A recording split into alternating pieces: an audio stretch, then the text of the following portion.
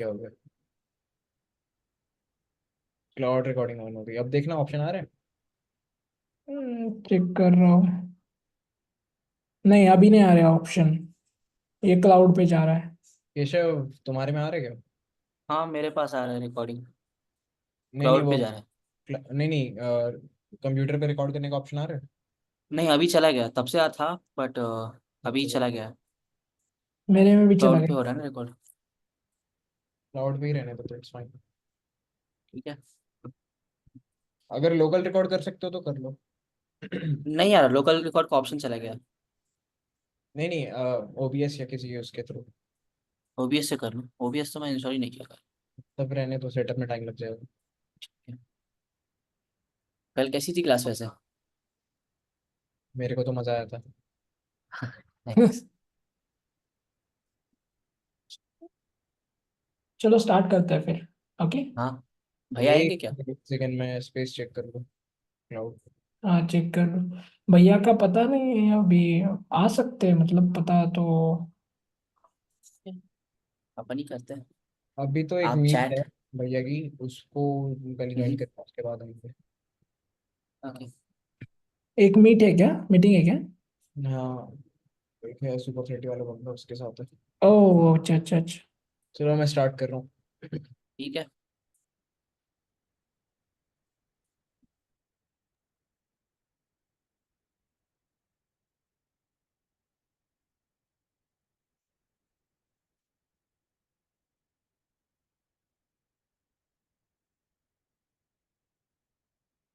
Hey guys, 150 या पैसा coming in. Hello. Yo. I'm good. How are you guys?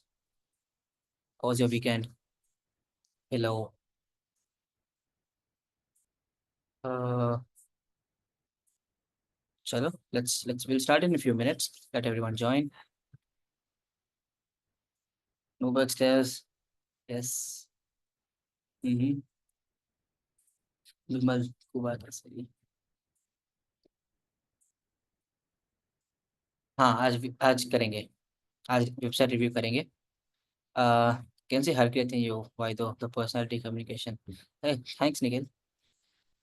Then कल Kiran sir बोले, कुछ बोले क्या? नहीं नहीं, कुछ नहीं बोले। Can't see lecture one. अब I think recordings will be uploaded later. So a slight disclaimer, I'm kind of sick. थोड़ा I got the weather, but I'll try my best to be as resourceful as possible today. But yeah, let's see how it goes. Vimal supremacy, yeah, big fan, sir. Okay, so starting May, we'll start with a few doubts from yesterday. Uh, Yesterday was a really good class, I guess. A lot of you, I don't know, become a big fan of me for some reason. Then I got a few review, a quite handful of feedback. Big fan. Thanks, AK. Then I'll try to implement those feedbacks today, and we'll start from there. Let me turn off my camera because that's gonna just stop my video again for some reason disconnecting. So I'll share my screen and we can start from there.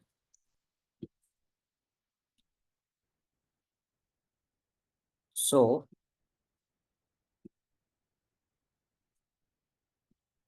am I sharing my screen? I hope you guys could see my screen right now.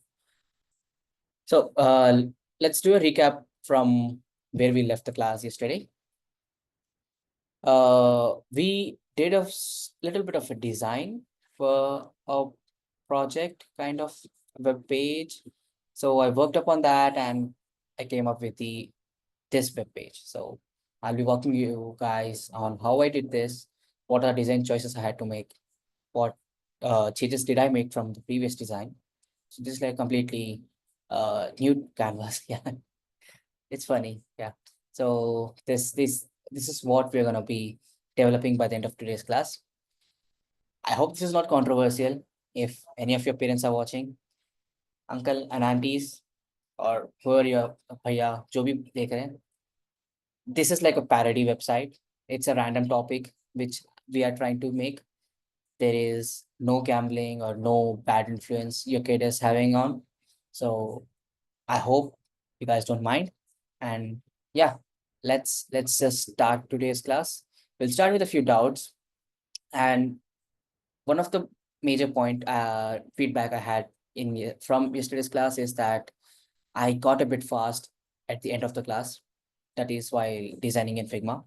Um, the reason was the class was about to end, the time was up, and I had to increase the pace a bit so that I don't waste your guys' time because it's your weekend and I know you have places to be. I know how you have weekend to enjoy. So that's the reason I had to increase the pace. So shall we do a quick Q&A? AK, if you could open the chat for a bit, we can have a few questions from yesterday's class. If you guys have, we'll do a Q&A for 5 minutes, then we will start. Okay, don't spam, guys. I think there are less people in today's class, so the chat should be quite handy. Yeah, just send your text once, and I'll try to be. People left. Yeah, it's okay. Sigma recap, file tree structure in Figma on left side. Okay, sub sick, doing good. What's up? Vision. What is saturation? Okay, we'll start with that. Saturation is like uh the redness or the punchiness of your color. That's the best definition which I could give you right now. When we will get the video for this class, as I was absent, I hope that should be up in the next week. Revision, recap. Everyone's doing that. Grids in Figma, what is saturation, what are layers? Okay, so let's do a quick revise, then we'll start with today's class. So in the last class, we discussed about typography, and what in typography we discussed, the different types of fonts. What is a font? What is a typeface? Different types of fonts. How do you use a font? How do you represent hierarchy with a font? What is font weight? And the typical typography jargon, just line height, line letter spacing, and kerning. Next, I shared a few resources with you guys. Also, there's a list of resources which I have updated in the same link as yesterday. Let me share that in the chat real quick. So, yeah, I don't know Telugu. Yeah. Then, okay. So I shared a few resources in the same link as yesterday. It's in the last slide. You could go from there. Then after typography, we jumped into colors. In colors, I discussed what is a color represent in your design, what is a color, how do you use color properly, why you should not use multiple colors, why you should just stick to a minimal set of colors, and why you should consistently use colors. And we have discussed about accessibility, we discussed about the 60-30-10 rule, uh, and the color psychology, etc. And I also share a few resources here. Then after colors, we jumped into UI UX. What did we learn in UI UX? We understood the difference between UI and UX. We understood how UI and UX go hand in uh, in the designing process or in the development process, and we learned how designing goes in hand to hand with development. And this was just a brief introduction to UI UX. Then we learned about different concepts in UI. We learned about hierarchy, white space, consistency, and continuity. So these are like the few concepts in UI. We discussed why does hierarchy matters, the types of consistencies, continuity, and why does white space matter. These topics will be a bit more clearer after today's session because will be having more practical examples. Another feedback which I got yesterday was there was less of practical knowledge, but there was more of theory. That's understandable, but designing is kind of a bit more theoretical because you need to understand a bit of laws and theories. But I'll try to be more practical today with some more examples. Then we discussed this. Then we jumped on to UX laws. We discussed around 6 laws about UX. We understood why these laws are important. Then I made you guys decide a topic to create a website on, and we, as a collective part of yesterday's class, decided to create a web page for Vimal. So we made a parody website for Vimal. We called it Vimal, and we basically did a rough sketch or a wireframe or a rough idea of Vimal. I cleaned the link a bit. I will be sharing the link with you guys right now. Anyone can view. Perfect. Copy the link. Just don't throw a lot of comments in here, but you could refer. I just shared the link so that you guys could refer from here. So we created a web page, a web UI, and that's where we ended the class. So uh, I hope that's clear, and I hope the recap is good. Can we have a poll? Should we go ahead, or do we want something else to be discussed before we start the class? Yes or no? Yeah, perfect. The 13%, yeah, 13% we will be having a 30-minute doubt session or a review session at the end of today's class, and we will be solving a lot of doubts. I'll try to wrap up today's session pretty quick because it's Sunday. You'll be having your time. You can spend your time. Then let's see how that goes from there. So let's start with Figma. And I also said I'll be sharing a resource about color contrast. So this is like a cool website for color contrast checking. Uh, this basically you add text color here and you add your background color here, and the website is going to give you is going to rate your color contrast depending on the contrast rules. So this is a good website. I've added that in the resources list as well. At the end of the notes you could find that. I could find the resources at the end of the notes. It's here, resources. These are the few links. Oh, that it's in color section. So okay, it's not updated, but there you go. I'll just copy and paste it. You can check contrast for your websites over here. Then let's jump into Figma then. So basics of Figma. There are a lot of tutorials. I don't want to spend a lot of time in explaining you every small bit of Figma because that would be repetitive. So let me just give you a brief overview of the layout. This side is kind of a layer section. If you ever used Photoshop, if you're not used Photoshop, that's okay. But here you will be having all of your layers. What's a layer you would say? Uh, it's it's a basically it's a layer. I don't know how to explain that, but layer is like this one section of your UI. You can overlay layers on top of each other. You can have nested layers. A layer is you can have a tree structure with your layers, etc. Then you will be having your layers here. On the right hand side, you'll be having all the tools that you will be using during the design process. So this is the default view for your tool section. After this,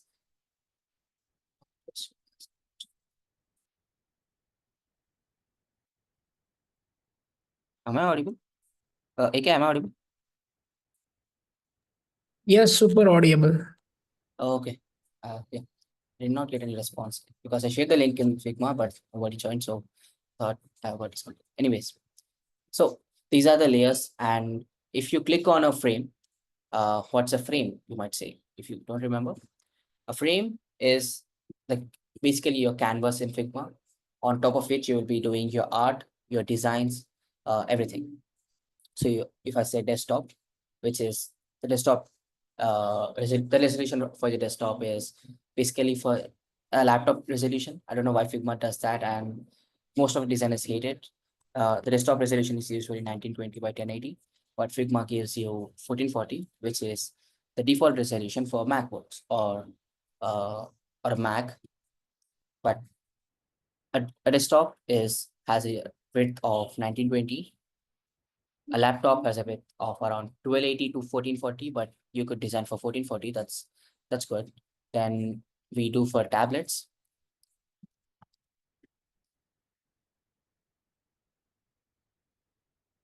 tablet has a resolution width of 768 pixels, and a mobile we opted for 375 in the design process because that's like a very reasonable width and it covers almost most of the devices.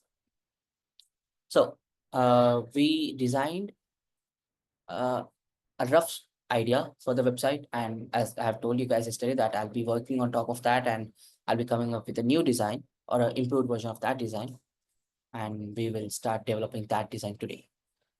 So let me discuss about the changes which I did in yesterday's design. Let me go to that link.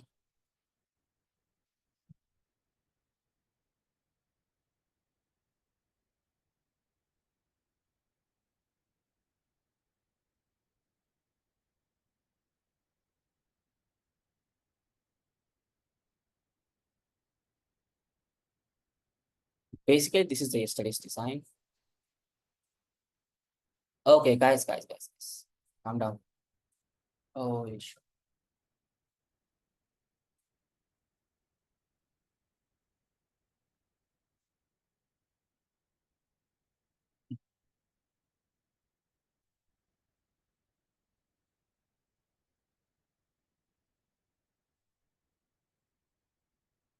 Okay, anyways, I'll just create another duplicate file and go from there.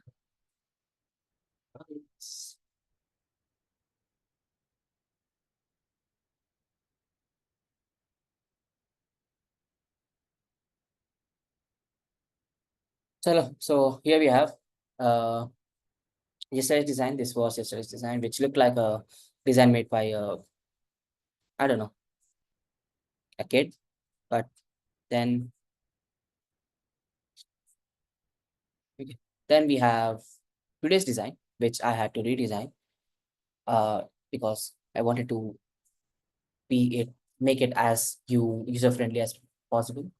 So I'll be explaining the different design choices I made and what UX laws I had implemented.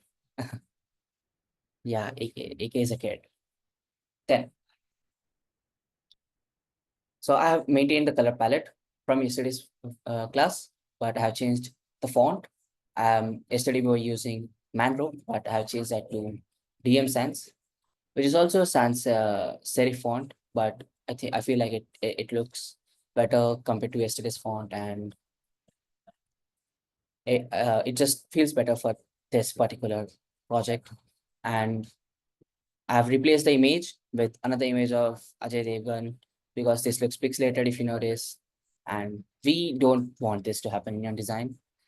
The images should be pretty top notch, sharp, and high quality. Because if you provide with a bad image, and websites usually do some processing on top of your images so that the bad image will become worse.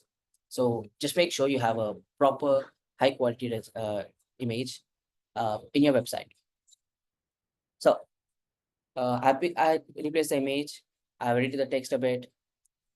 The text size, if you notice, there's some hierarchy here. The subtext is smaller. Uh, just give me a second, guys.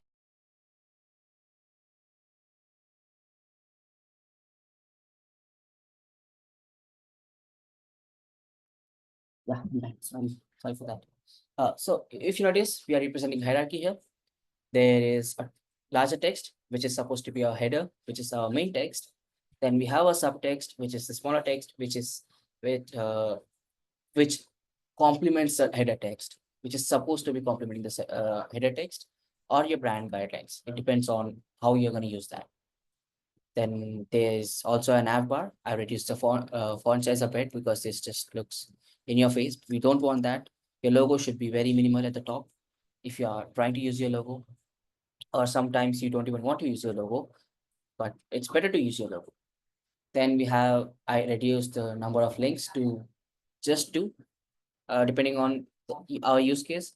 We just have products and a Dino button, which is a sarcastic response from one of you guys. You just wanted me to change it to Dino. So I did that. So after that, in the next section, this is all about our hero section. This part is called above the fold. If I do a presentation, and if you notice, this is how the the website would look if you open in a browser. So whatever you see right now, that's called above the fold section of your website. What do you mean by above the fold, you might say? Above the fold is like the part of your page which you arrive first. Like if you land on a page and whatever you see, it belongs to uh you know above the fold section. It belongs to the above the fold section. So in our above the fold section, we need to be as straightforward as possible, and we need to provide we need to make sure we grasp the user's attention in the above the fold part of the section, and the user should be sold in the above the fold section. This is not a very good example for that. This is like a rough design we did. So please don't consider this as a perfect design. This is a rough design I did just for tutorial purposes, and it's not a perfect design. There might be faults in this. There are faults in this. I can see that there's a lot of white space.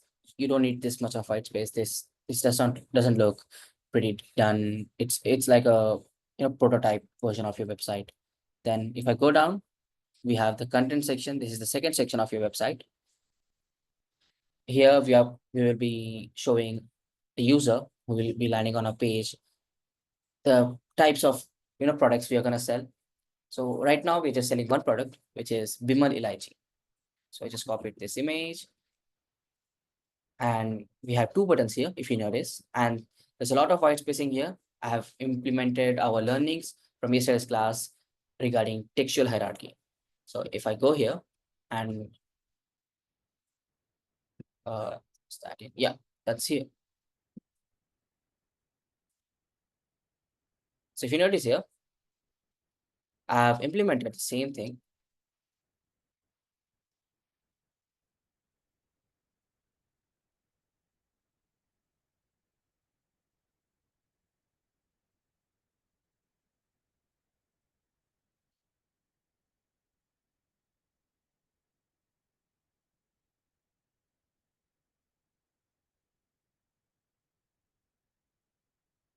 Yeah, my bad, my voice.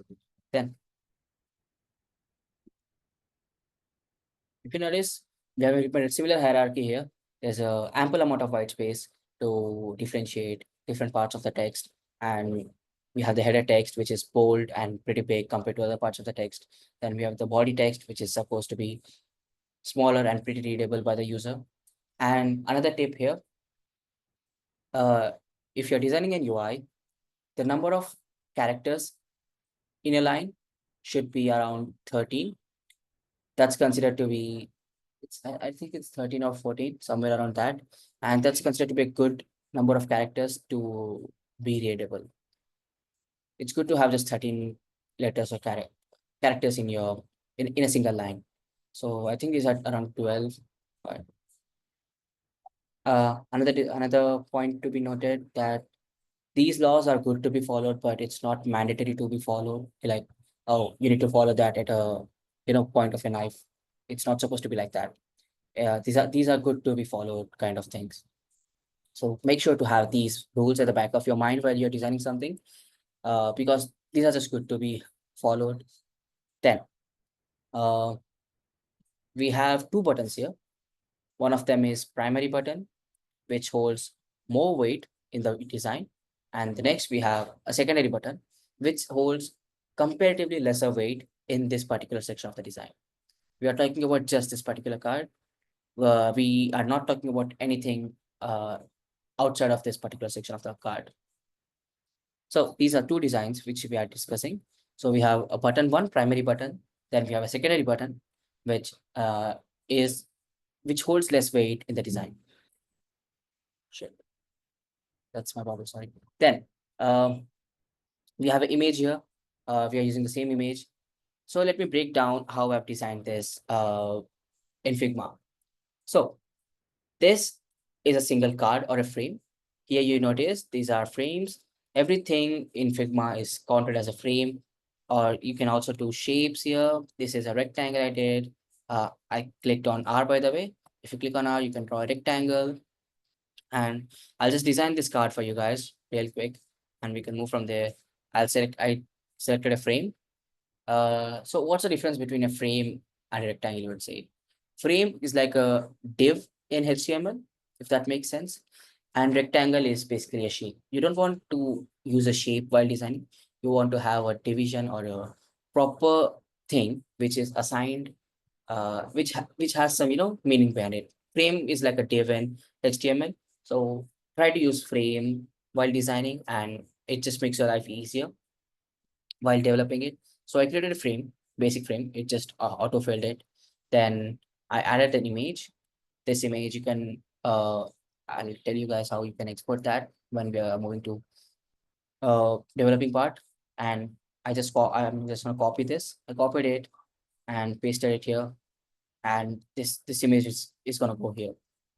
Now what I'm gonna do is I'm gonna select the image, sorry, the frame. And if you notice, the image is inside the frame. It's nested inside the frame. So if I do that, this is outside the frame right now. And if you just want that to be inside your frame, it's like having an image inside of a div container, div tag in your HTML. Next, I'll try to let's understand what auto layout is once again. Auto layout is similar to flex and flex boxes in CSS, and it just aligns your aligns the content inside your card for you. There's a button here on the right hand side which says use auto layout, where you can just use Shift A. If you click on this, the card is gonna automatically adjust itself depending on the content inside it. So because we are using hub content and everything. So now you can assign padding to your card. And I think, yeah, we are using 24 padding on both the like X and Y padding in our design, in the card design. So let's use 24 and 24 again. And the gap between, we are using 24. I'll just explain what this gap does in a bit. Now, we are supposed to be having a text box and a button box inside of this card.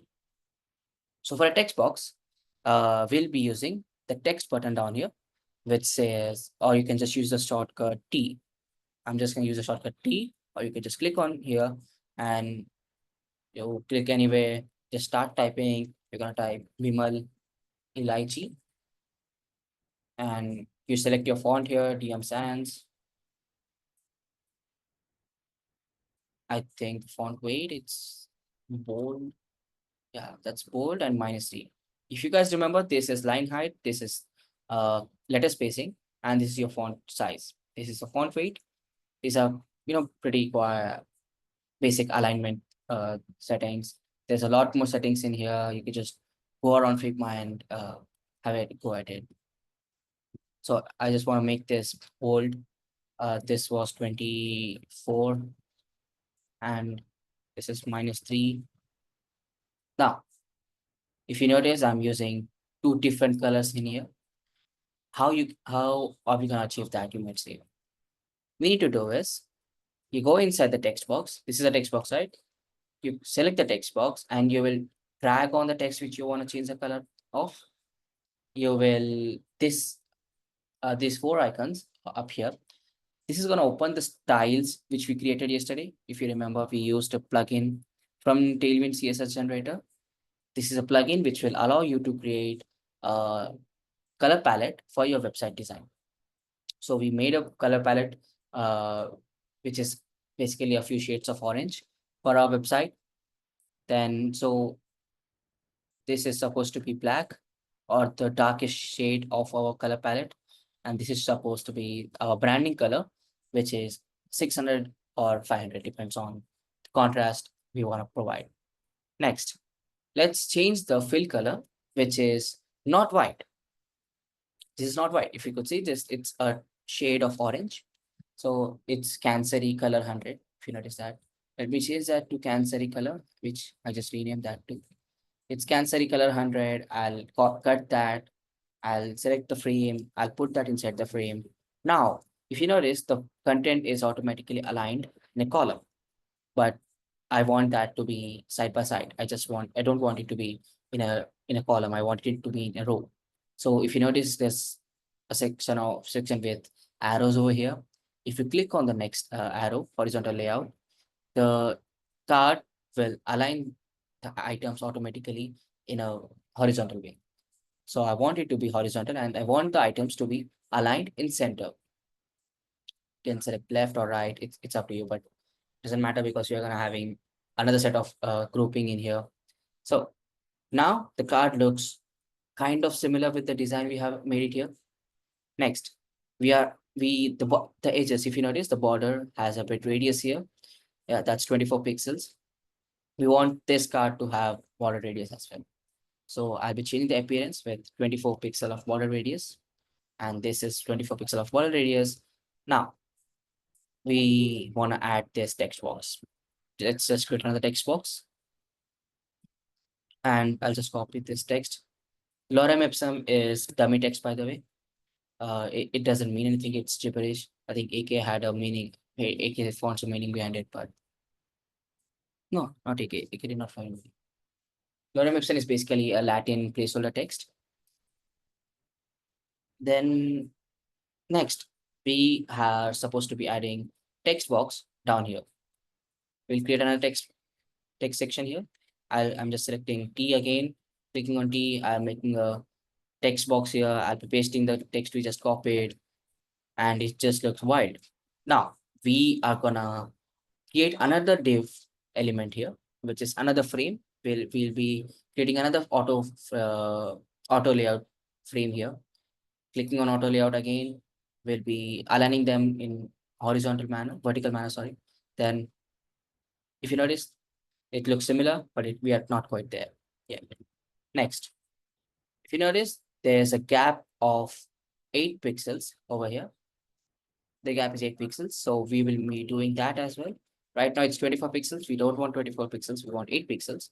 I just reduce that, and I'll be reducing the width because the line shouldn't be too long, and it's a bad user experience. Next, we need to add buttons down there. How did I create a button, you might ask? Same, it's similar to how we created the card. We create a frame, we add some text inside it. I create the text box again, I click on text box, we write die now, and we select the text box and the frame. Notice that it's already nested inside it. We click on auto layout, we select the padding, which I have used 2:1 in 2:1 ratio. That's gonna be 20 and 10. It's 2:1 ratio. I've used 2, 20, and 10, and we are using border radius of 10 pixels. 10 pixels. And the color we are using fill, which is set at 500. So we'll be doing that as well. 500. The text color is supposed to be white. So we're going to select the text box and we're going to change the color to the lighter shade, which is Cancer E50. Now, we'll be adding this. We want to add this part in here. So I will throw that in there, but it's going to make it align horizontally, thinking that it's another div. But we want this entire section to be the right half of our card and the image to be the left half of our card. So if we move on and I auto layout it again and I make it align vertically and I will just move it up. Now we have a card which looks similar to what we have designed earlier. And there's just this other button is lacking. So what we're gonna do is we'll duplicate this part, we'll duplicate this button. I think there's a duplicate option, but if you click on Control T, I just clicked Control T and it will duplicate the button for you. And now again, you're gonna select the both of the buttons. You're gonna use auto layout again. You're gonna align them horizontally, and we will change the color of this button, and it's gonna be dilator. We're gonna change the color from Cancery color to 100, and we're gonna change the text to Cancery 950. There you go. And we will also be changing the gap between these two text buttons. It's 8 pixels. There you go. We just designed a card in Figma. I feel like I was a bit fast there.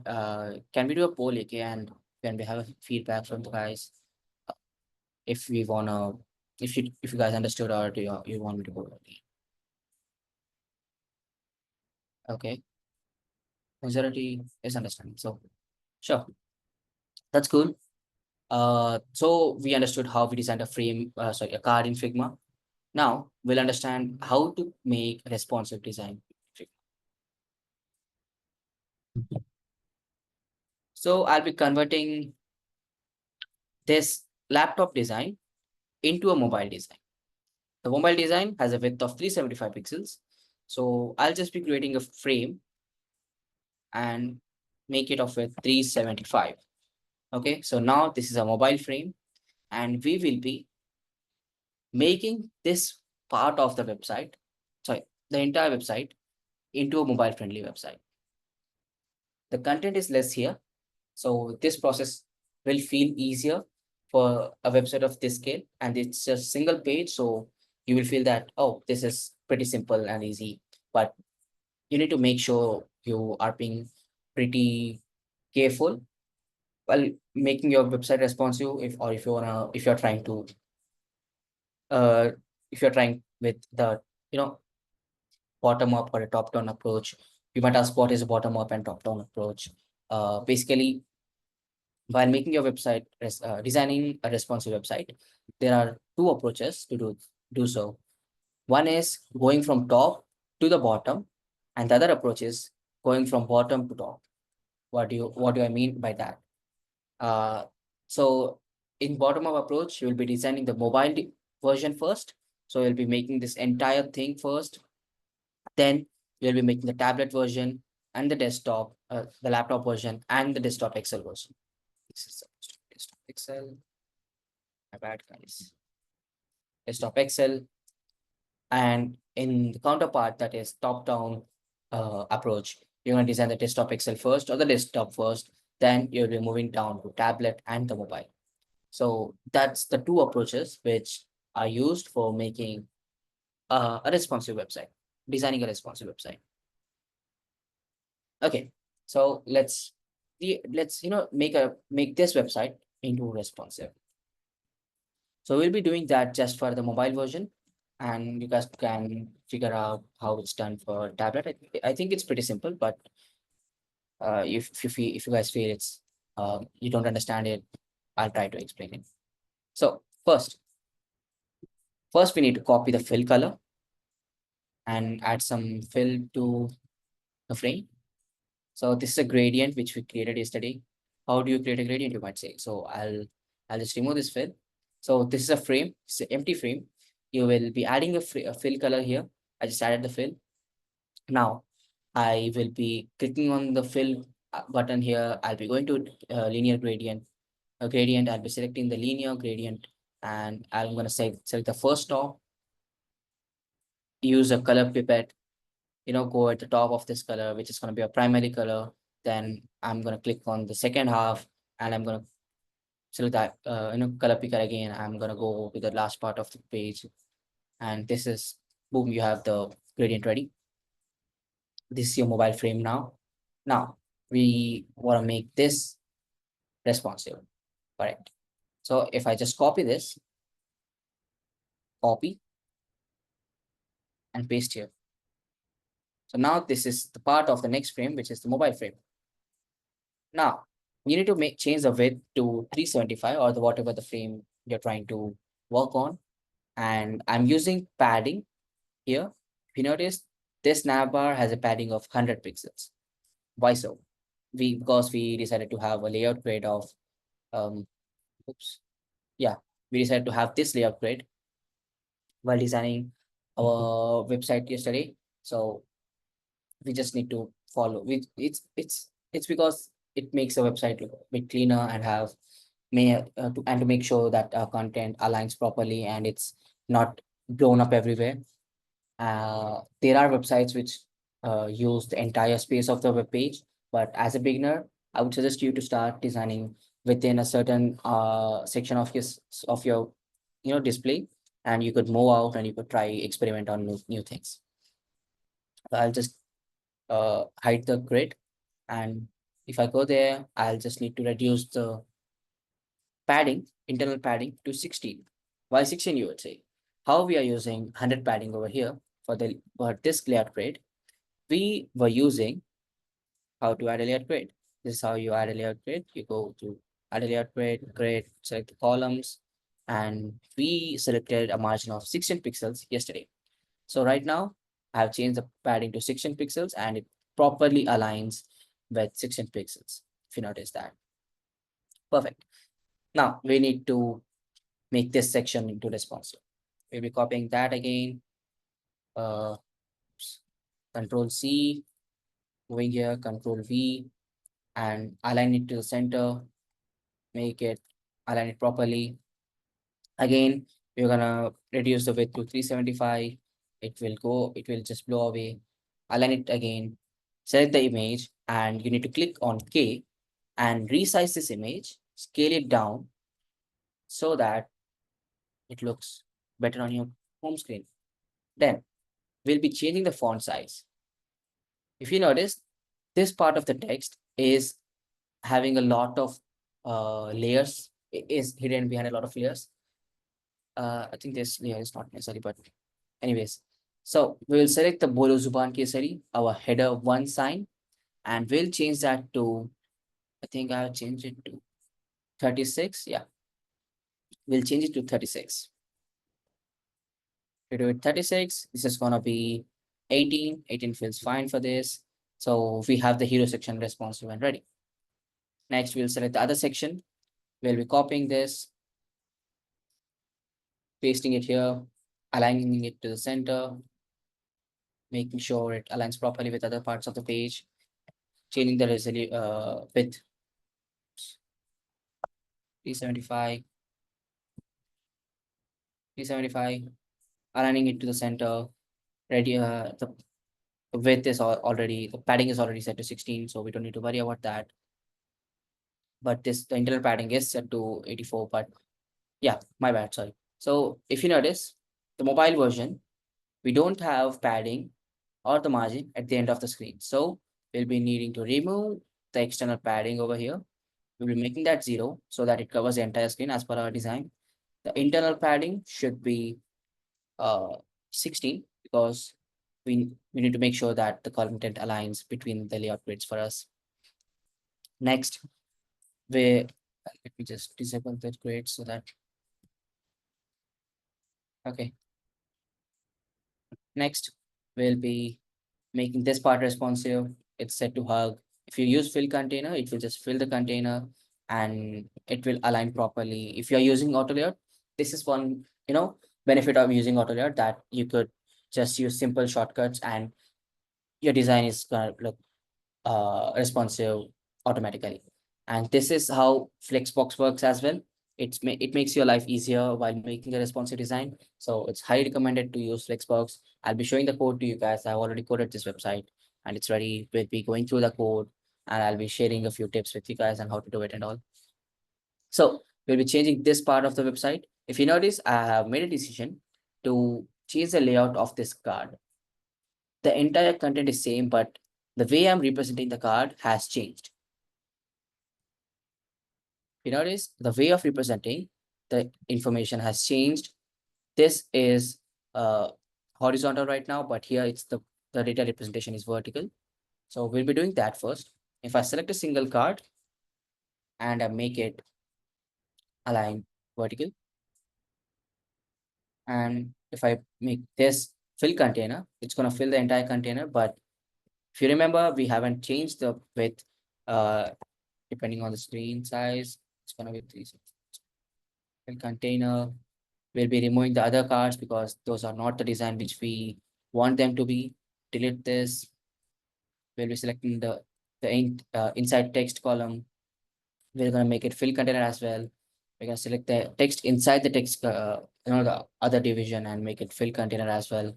Now, I made it again. I made a design change here. I've made the buttons fill the entire width instead of being the same width as the desktop. Why would you ask? But sorry, you might ask why. The reason is when you're using a device, you don't have a cursor to be very pinpoint and be very accurate for what you're trying to click on. So when you're designing for mobile, you need to make sure that it's pretty accessible by thumbs, because it's going to be on touch screen. So the buttons, if you're trying to design, should be more accessible on a mobile or a smaller screen, and it could be, you know, it could just be visible for your desktop versions. So here, what we are going to do is make this flex box as fill container. So it's going to fill the entire container. And I will, if you hit enter, if you select this frame, hit enter, it's going to select both the buttons, and I'll just select width, and I'll click on fill container as well. So it will just replicate, the fill the entire container that's left. Again, we need to change the font, because on a smaller screen, larger fonts don't look that good. So 20 pixels, and this was 16 if I'm not wrong. It's not 16, it's 14, yeah. So let's make that 14. There you go. Now it's 14. The gapping is perfect. It's pretty well balanced. It's spacious. It looks clean. Now, if I duplicate this, increase the screen width a bit, you have a similar design. The footer is it's pretty simple. You just need to copy the footer. So it's footer is nothing to be. It's just an add-on down there. Boom. So that's how you make your website responsive. Uh, I felt that was pretty hasty, but let's take a review from you guys. Do you guys understand it? Or do you want me to explain it again? Oh,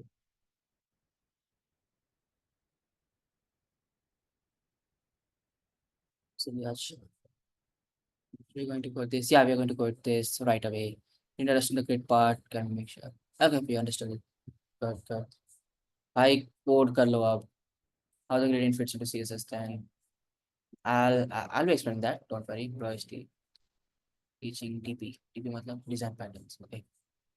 Uh, we build this. I can access the recording of his test class. It's just like Photoshop. Yeah, it's pretty similar to Photoshop. You can do anything. Yeah, I remember like that.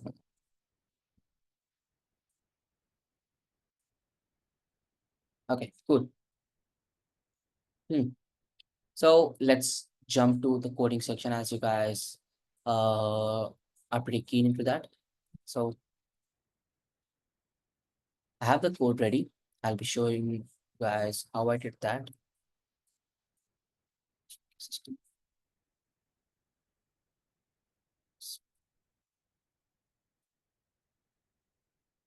There you go, guys. The website is gonna look something like this on a desktop. The coding is done with all the interactions and everything. I'll be walking you guys through this. Add it out. Have we have you guys started Next.js, or are we still in React?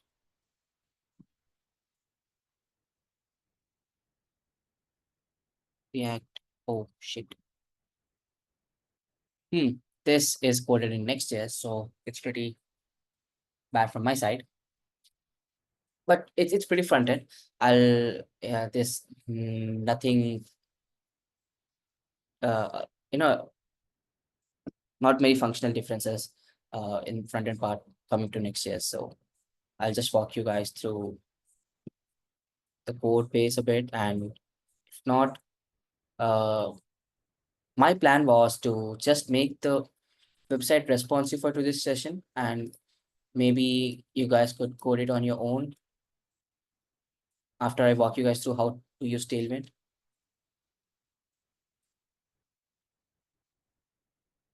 What do you guys think? Let's open the chat for a bit and let's see from there. Do you want me to code the entire website right now, or let's just make it responsive? Because I've done the coding part of it. So it's not responsive, as you can see, it's pretty broken. We can make the website responsive by using Tailwind, by animations batao bas. Let's not designing.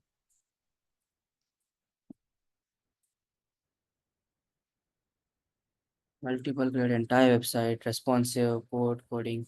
Yeah, I'll be teaching coding, but if I start to code the entire website, though the code is ready, I think it would be code करेंगे, हाँ भाई code ही करेंगे, but पूरा code करना है या बस responsive बनाए? That's what I am trying to ask.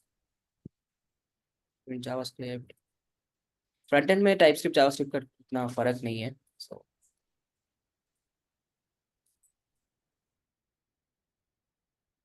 Create again. Okay okay.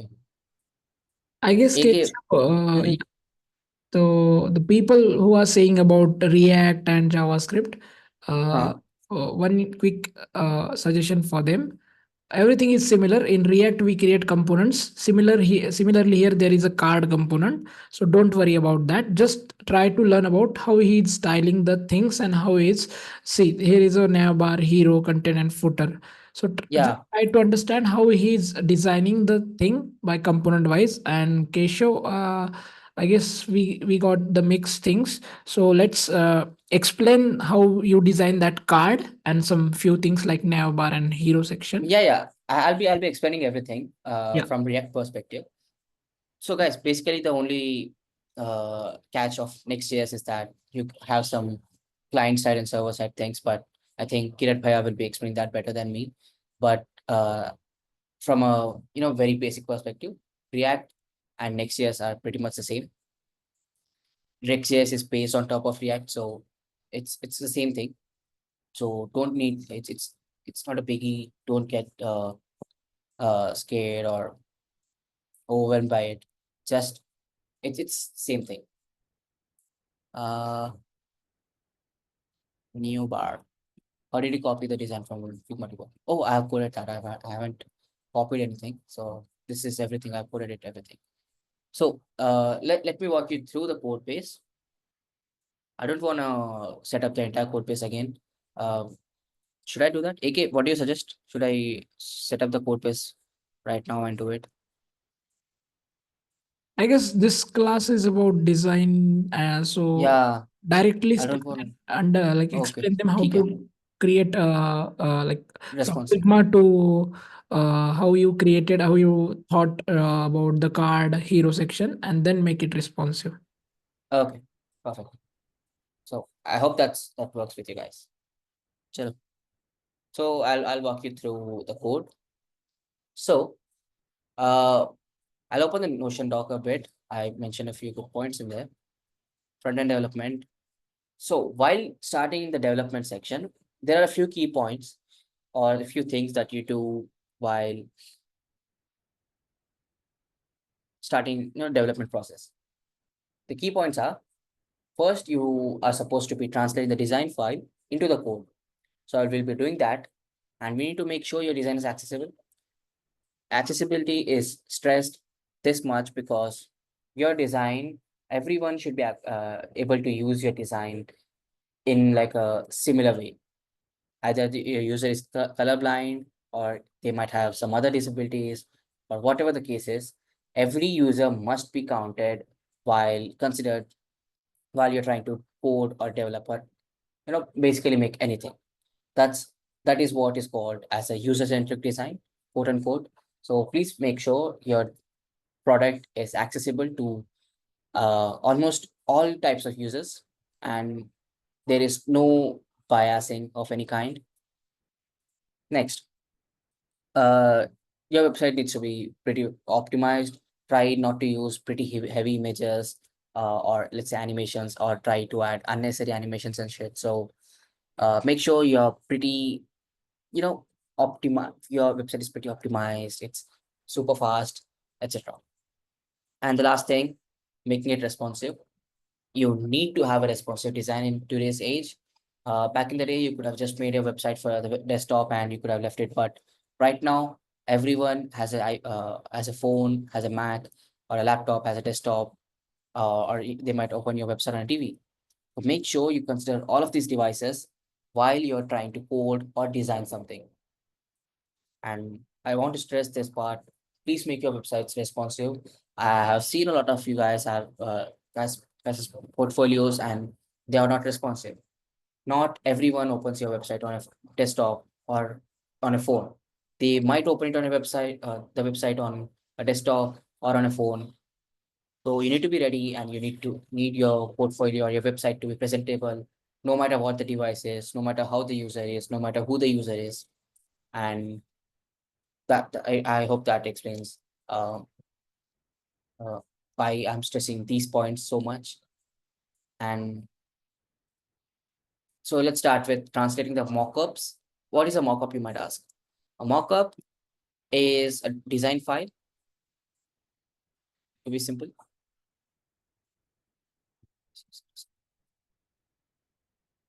So these all are mockups. Done. Then you need to so while designing your front end, you need to have your design ready. I need to have all the values such as font sizes, color codes, font type, font style, typography, everything you need to be have handy. So make sure you have a software like Figma or something. And if you are being connected with a designer, ask them to share the required resources you might need for before coding. So a few checklist to do before starting your front end development code bases. You need to have your color codes ready. You need to have your font ready, font styles, and you know animations or interactions. Whatever you're trying to do, you need to have a basic idea or a rough sketch of how you're going to do it. And the Figma file or the design, it's supposed to be just a reference, and it's supposed to be helpful for you as a reference. And you don't it's good to be pixel perfect, but while developing there are some things that uh, are available that you can design but you cannot develop that.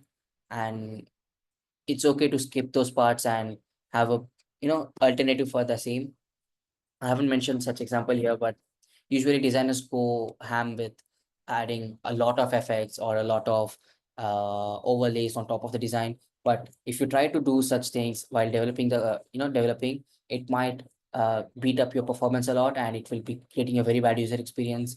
Let's say your user has a very bad internet connection and they want to load up your website pretty quick, but your website needs to load a lot of overlays on top of the website, on top of your design, on top of your web page, and that's gonna be take a lot of time. And the user will be facing a lot of issues while doing so. So the main point here is your design file should be a reference point for your development or your web UI that you're trying to code. So let's start with the code base. This is like a basic uh, React file structure. I hope React looks the same. This is a Next.js file structure, but it's quite similar. You guys have, I think there's a app page, app and index in React.js, and here you have a page which is similar to app.js. And here you'll be having all your components. That is, we have a navbar component, we have a hero component, we have the content component, and we have a footer. If you notice, I've wrapped those inside the main tag. What is a main tag? It's, there are different types of semantic tags in HTML, which help your SEO, that is search engine optimization, and other, screen readers, etc., to understand the hierarchy in your page. So, like, please start using proper semantic tags. Don't use unnecessary tags and reuse something. And I've seen people use div while making a button. If you are trying to make a button, please use a button tag. You have a button tag available in HTML. So please do that. Use a button tag. Or if you're trying to create a section, you also have a section HTML tag. If you notice here, there's a section here, H2, H1, etc. I think you guys already know what is H1, what is H2. And so I won't be repeating all of that, but I'll be just showing you how I use Tailwind. Uh, let's do a poll. How many of you guys know a Tailwind? And if you don't, just click on no. Yes or no should do. If you know Tailwind, click on yes. If you don't, click on no. Let's do a poll again.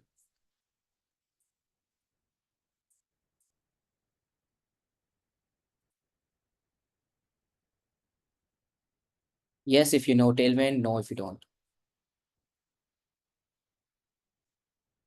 Okay, so let's do. I'll just walk you through what Tailwind is because a lot of you guys don't know what Tailwind is. So if you guys recall, in CSS, you use classes to style something, style an element. So what Tailwind does for you is it has a predefined set of classes. So if you notice here, let's go to the docs and oh, there. Let's just do, I don't know, text size. Okay. So if you know, I just said that if you're using vanilla CSS, you will be having to create new classes for each of the element and ID or etc. There are multiple ways of adding CSS. So where CSS becomes handy is it has a predefined set of classes. So if you notice there is text XS or there's text base, text LG, which has a value of font size 1.25 rem and a line height of 1.75 rem. This is a predefined class and it just uh, it's like a library. It has all these sets of classes predefined, and you just need to install Tailwind into your project, and you will be having all these classes pre-installed into your project, and you just need to use this particular class name for your attribute or the tag, and whom you'll be having the changes being done on the go. So that's the gist of Tailwind. I hope that sums it up, or do you want me to be a bit more, in depth with Tailwind? These are like a few examples. This is a text class, then you have colors, this is float, this is display, type of display block, display inline. I hope that sums it up. It's pretty simple. Basically, Tailwind provides you with sets of predefined classes, which you can use into your code base, and it makes your life a lot easier compared to creating new classes for each type of element that you're trying to do. So let's start with our design. So I'll add this here.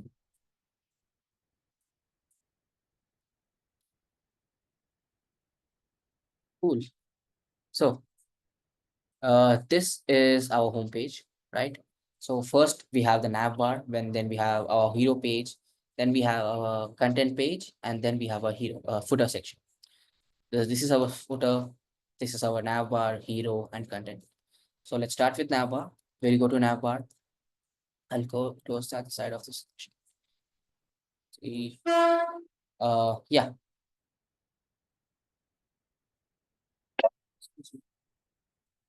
Okay, so let's start with how I started to design. So if you notice, I've used max width of 7 Excel and everything. It's predefined values in Tailwind. You see here, these are a set of predefined values in Tailwind. It will provide you with. So basically, I have used 7 Excel, right? It's gonna be 1280 pixels, which is similar to what we are using in our design. The internal width, it's gonna be 1280 pixels. So this is supposed to be 1280. If you closer to 1280, but it's not exactly one. It's closer to 1280. Then the next class I used here is MX Auto. That's gonna make the. I'll just I'll try to remove this, and you guys can have a better understanding of how it's gonna look. If you notice, if I remove the max width of 7 Excel, it's gonna the Bimal has gone onto the extreme left of the page. And if I remove that, it's gonna be on the extreme left of the page, but it looks good, but it's not how our design is supposed to be. So I will add that back. Now it's centered and it has gap at the edges. And next we have MX Auto. It's gonna align the entire thing at the center, because if you don't add MX Auto, it's gonna blow up. Then I added a bit of padding, internal padding, rect element, because so if you notice, is that Yeah, mx is margin x. Yeah, mx means margin x. Yeah, thanks for that. So py means padding y, and px means padding x.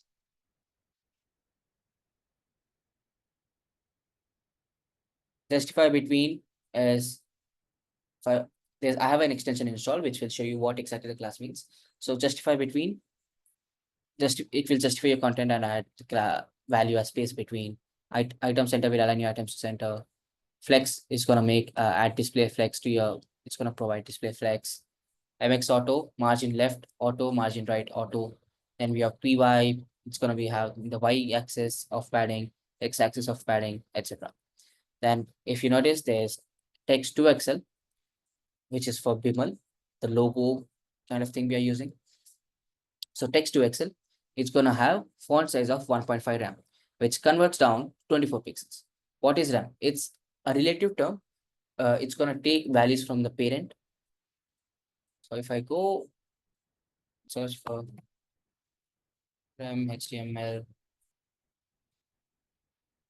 basically rem is like a relative term, relative unit for assigning a font. It's gonna take the value of the parent container. See the root element, rem the relative to font size of the root element. The root element, it's gonna be the html body tag, html tag, and it's gonna get calculate the font size based on that. So yeah, next we have provided with a link. A link tag is nothing but a tag in Next.js, anchor tag. So, but in Next.js, we use something called as a link tag. You can learn that later. But what a link does is it's similar to what a tag, anchor tag does in HTML or React. So link is that we have href of slash, which will gonna it's gonna take us back to the home page, which is just this page simply. And we have text to Excel. We have added font extra bold, which is gonna increase the font weight to 800 pixels. We have text as orange, tracking lighter. Tracking lighter is a font, is a CSS class, tailwind class, which is gonna add letter spacing. If you remember letter spacing is called as tracking. So that's why it's tracking lighter here. I repeat again, if you go through the notes, this everything should be pretty simple to understand. There you have typography jargon tracking over there. Pretty simple. Then we go back to the navbar. Then if you notice, I have wrapped the entire navbar thing inside a nav element. Nav element is used to represent navigation elements inside your web page. It could be anything. It could be a sidebar. Sidebar has a different sidebar aside component, but you can learn about that later on. But you use nav for navigation sections of your design of your web page. Then I have used the nav bar here. Then I use a div to group these two buttons, that is a link, which is this part, and a button, which is this. So if you notice, if I hover on top of either of this, there is a slight tactile feedback which you're getting. And this plays a very vital role in front-end development, because you are understanding that, okay, this is something that I can interact with. And this is where interactive animations come in place. I think someone mentioned about animations today, but I think that would be a lot to understand, because a lot of you guys need to understand basics a bit, frame of motion and everything. We could do another class about that, because it's gonna be pretty overwhelming. Right now, you could just use simple hover animations from CSS. You can do pretty good animations with CSS. So there's login and products. It has a hover effect. So let me show you how I added the hover effect here. So if you notice, there is an hover text orange. This class, what it does is it adds a hover effect on top of your link. So right now, by default, the color of your text is supposed to be text orange 950. It's another CSS class. It's gonna have this color, sorry, this color as a variable, and it's something with say Tailwind. Tailwind provides you colors as a color palette, which we have just gotten to know here. Color styles, right? This entire thing is available to you in Tailwind CSS. Those who skip CSS, yeah. So this is where this is the exact palette which Tailwind will be providing you uh in their set of classes. If you go to Tailwind and if you check for colors,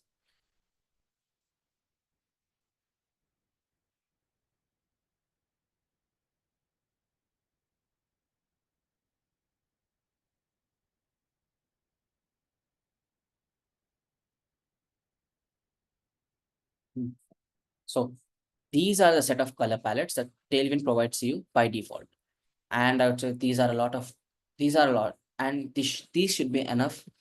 But if you're trying to achieve some unique look, you're most welcome to do it. But I've used orange over there because it was pretty similar to the color palette we are trying to use, and I didn't want to, be much make the code a bit confusing for you guys. So yeah, I've just used orange, and the way I've used it is I've added text, orange, and 950. What it does is it's gonna assign this particular class, that is color, and this hex code to your text file, to your text tag. So right now this link, as I will repeat again, link refers to an anchor tag, but in Next.js you use link instead of anchor. So right now we are styling the anchor tag. It's having a color of, I don't know, a darker shade of orange, orange 950. Then we are providing font medium. Font weight is 500. Tracking is set to tight, which is around minus 0.525 m. You just need to play around with this and you will have a better understanding. You guys could set up a local code base with Tailwind CSS and React. It's pretty simple to initiate. You can just go to the documentation. You have a proper implementation on how you can set up Tailwind in your project. I would suggest using Tailwind. It's pretty cool and everything. Yeah. Then flex. I would style the button as well. I've added transition. I basically use transition all property for all of my transitions. It makes sure to make sure that it's smoother in all the sections. There are other options such as transition color, transition size, transition, check that. Yeah, all color, shadow, opacity, transform, but I prefer using transition all so that my animations are smoother in all the sections. So there's that. So that's for navigation part done.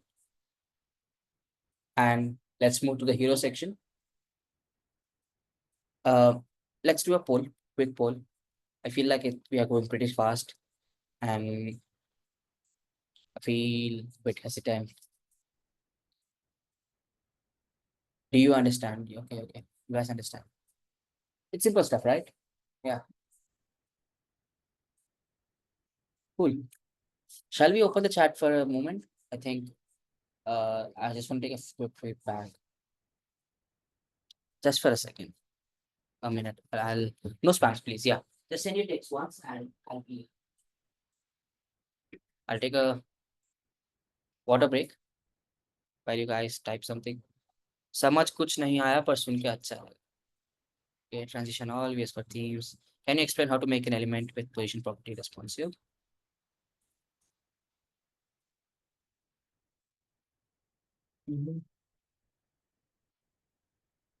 Code, what is transition and duration? Okay. What is your VS Code theme? Okay, I'm using cursor, by the way. It's not VS Code. Explain flexbox and grid difference. Yeah, I'll be doing that in a bit. How to handle framer motion animations across different devices. Framer motion, I don't want to introduce that to you guys this quick because it's like a pretty advanced topic. And yeah, it's pretty advanced. So don't do that. Okay, I'll try to do offline video for framer. You won't be learning framer. Yeah, I don't think I'm going to do framer today. Framer is pretty advanced topic, and most of you guys are not familiar with the basics of CSS. So let's keep it pretty basic. We'll be having a doubt session at the end of today's session as well. We'll be wrapping this up in 15 minutes and we'll do a 30-minute doubt session and we could wrap it up after that. Understood. कुछ समझ नहीं आ रहा. Okay, VS for themes. Good, yeah. So we are getting a pretty mixed response. Did these don't change for upcoming year also? Huh? What do you mean by that? I guess I'm opening the chat again. Please Okay. let us know what part you are not understanding, because most of people are able to understand. Just let us know, then we can review Ah, that, or like we can point you the perfect resource. yeah. Thanks again. Need good resource for navbar component and also give that response. Bro, please keep absolute basics to mid hard. Bhai, but most of them are not understanding. Is easy to make responsive website easy to do. Yeah, absolutely. Using Tailwind makes it a lot easier to make your website responsive. I'll do that and I'll show you why is it so easier. You're not able to follow along, just watching his screen. Some tips for basically using Tailwind would be much helpful. Teach user experience, how to create navbar, easy, good, pro prescript, repetitive, repetitive. These don't change for upcoming year. Also, like how we design websites. Yeah, I think uh that's a good question he mentioned. I would say Tailwind for now it's pretty future proof. I don't think it's gonna go anywhere in the coming future. It so you're pretty settled for the next 5 years, I would say. So and right now we are this is how we are using designing websites by coding. But if you are trying to do a no code thing, strive on taking your UX classes. Yes. Okay, so if you're trying to if you don't want to code your website, you could use tools such as Framer or Webflow. Those would be pretty simple to use. Okay, so you guys wanted to know how I created an app bar component, right?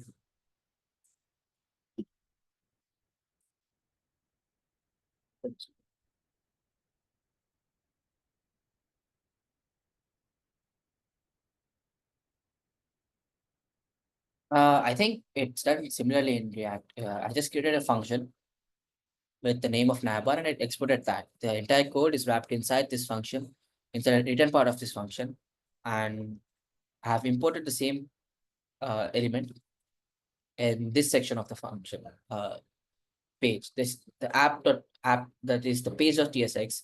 It's like the app.js file of your in your React code base, and this is where you have all your components.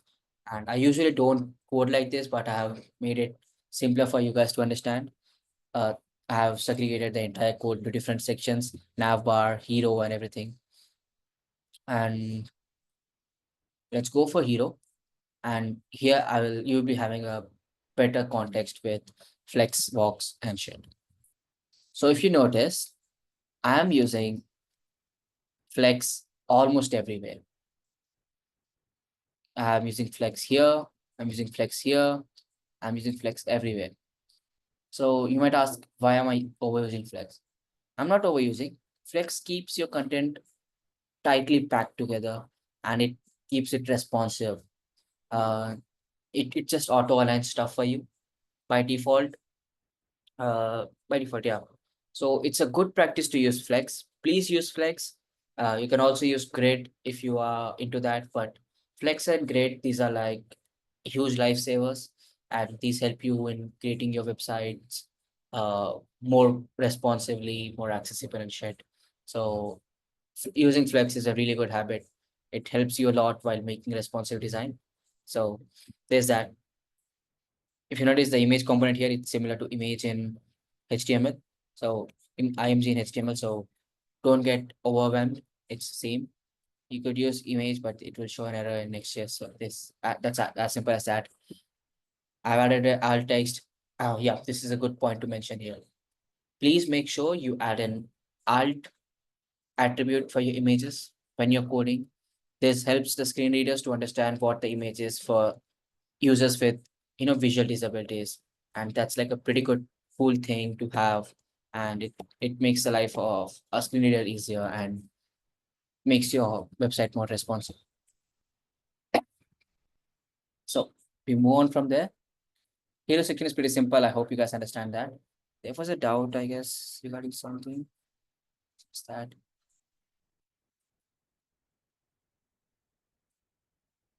Mhm.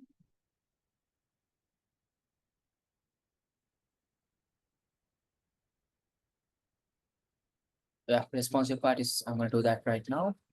And won't change design component, please keep absolute basics.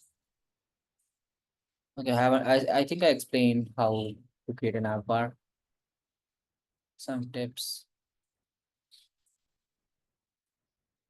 Hmm, I know it's pretty scuffed because I haven't prepared.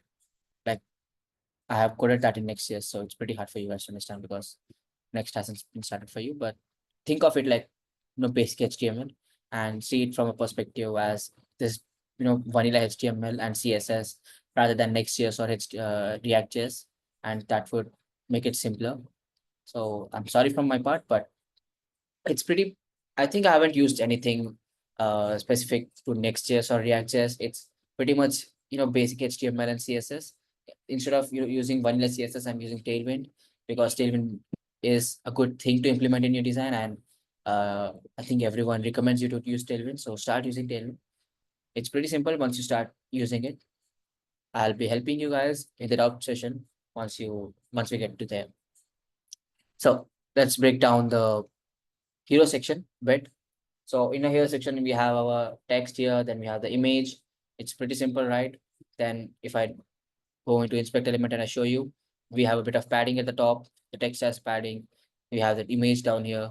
We have, margin at the end of the page.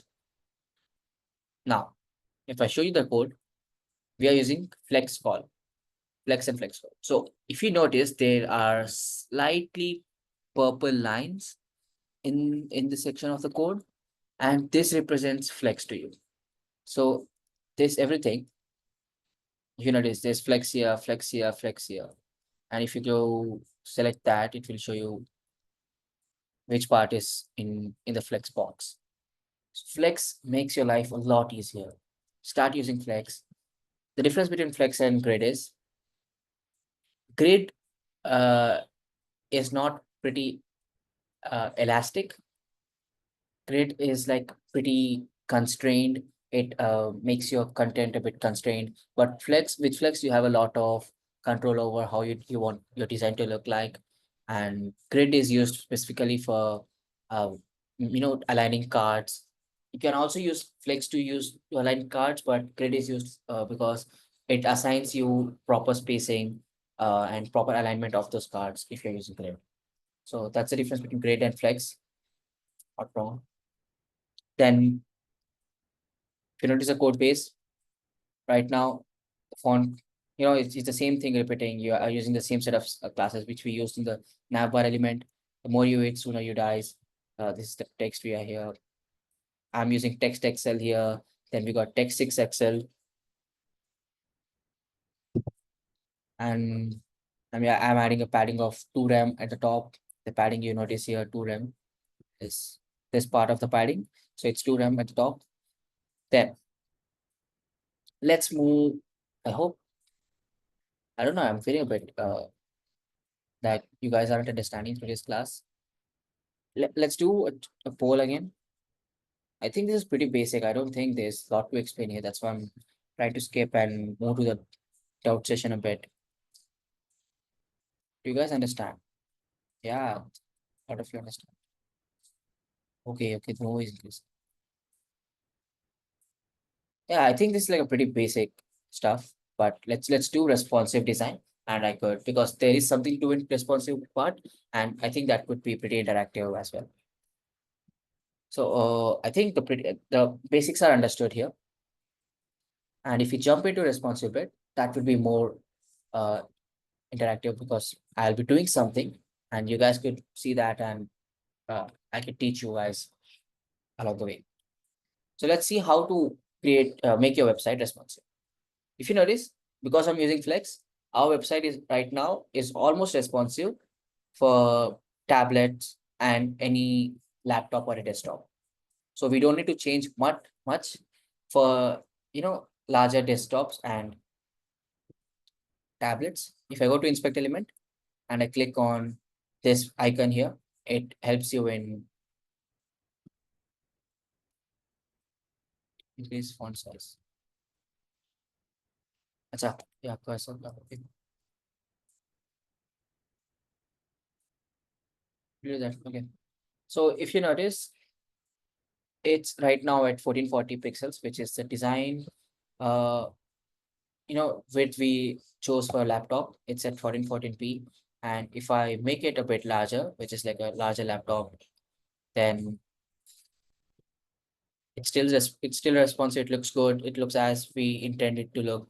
Then if I shrink it down a bit, 4K, which is also around 16:9 ratio, and it looks cool.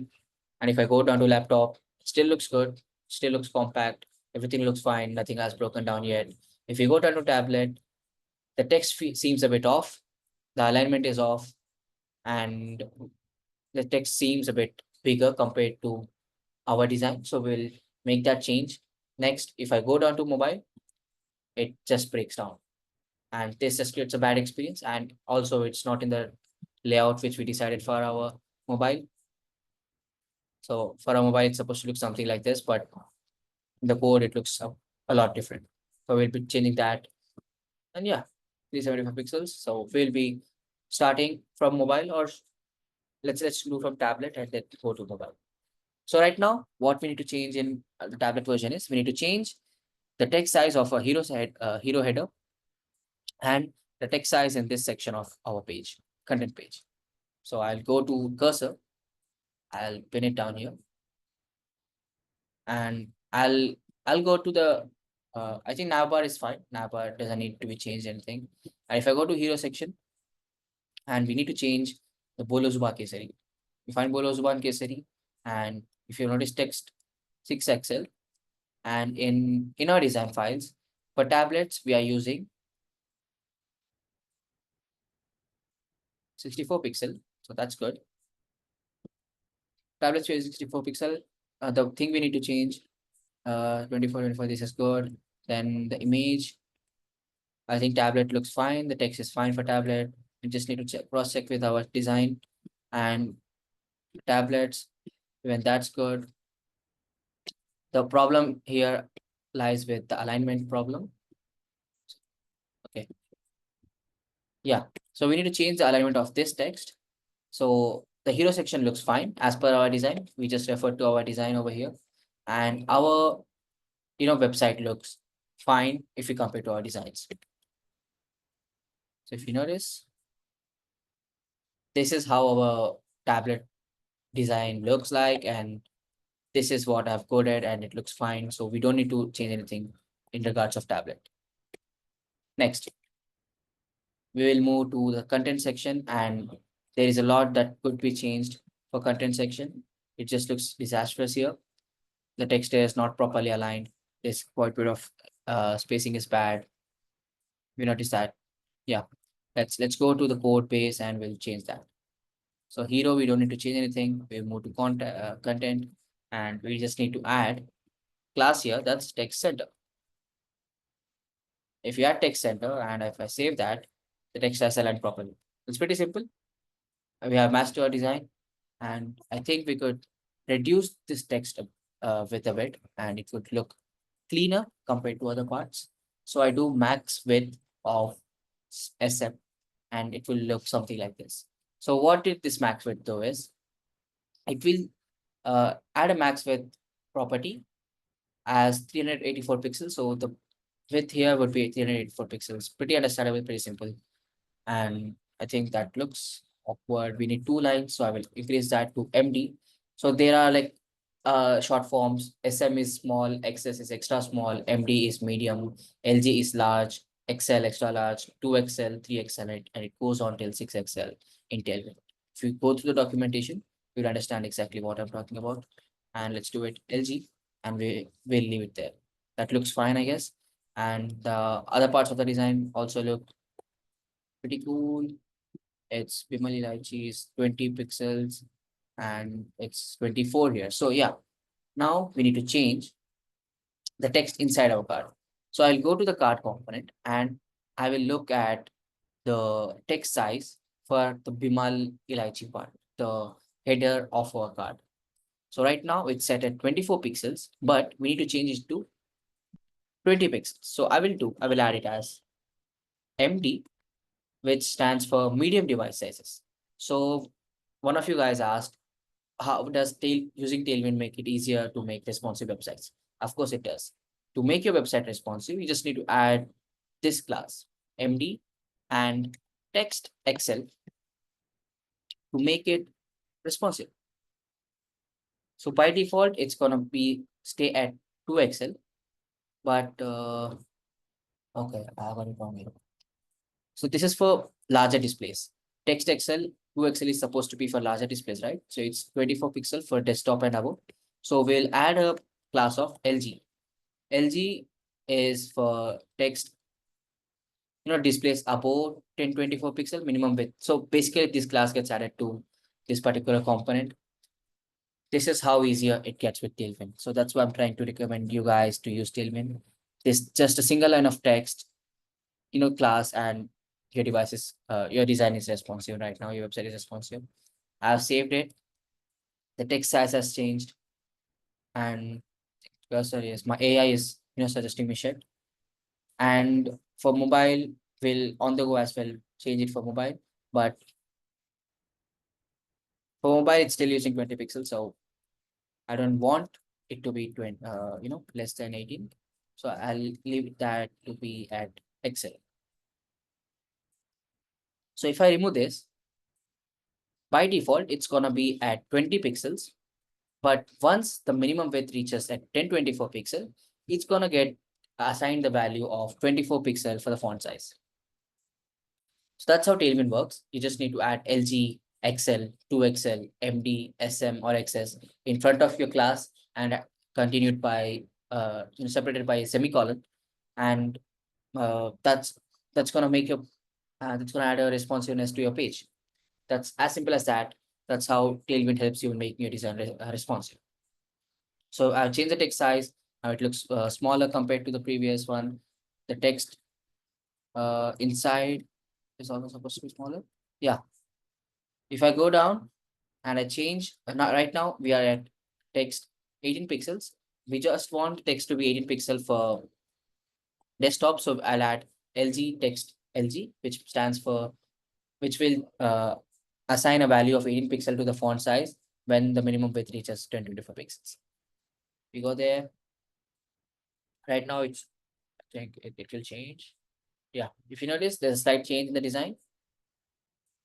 As the width increases, it basically it becomes responsive, guys. It's pretty simple. It's CSS. I hope it's simple for you guys to understand. Then the button sizes are perfect. So I think tablet is responsive now. So your website is now responsive for both tablets and laptop and desktop and above.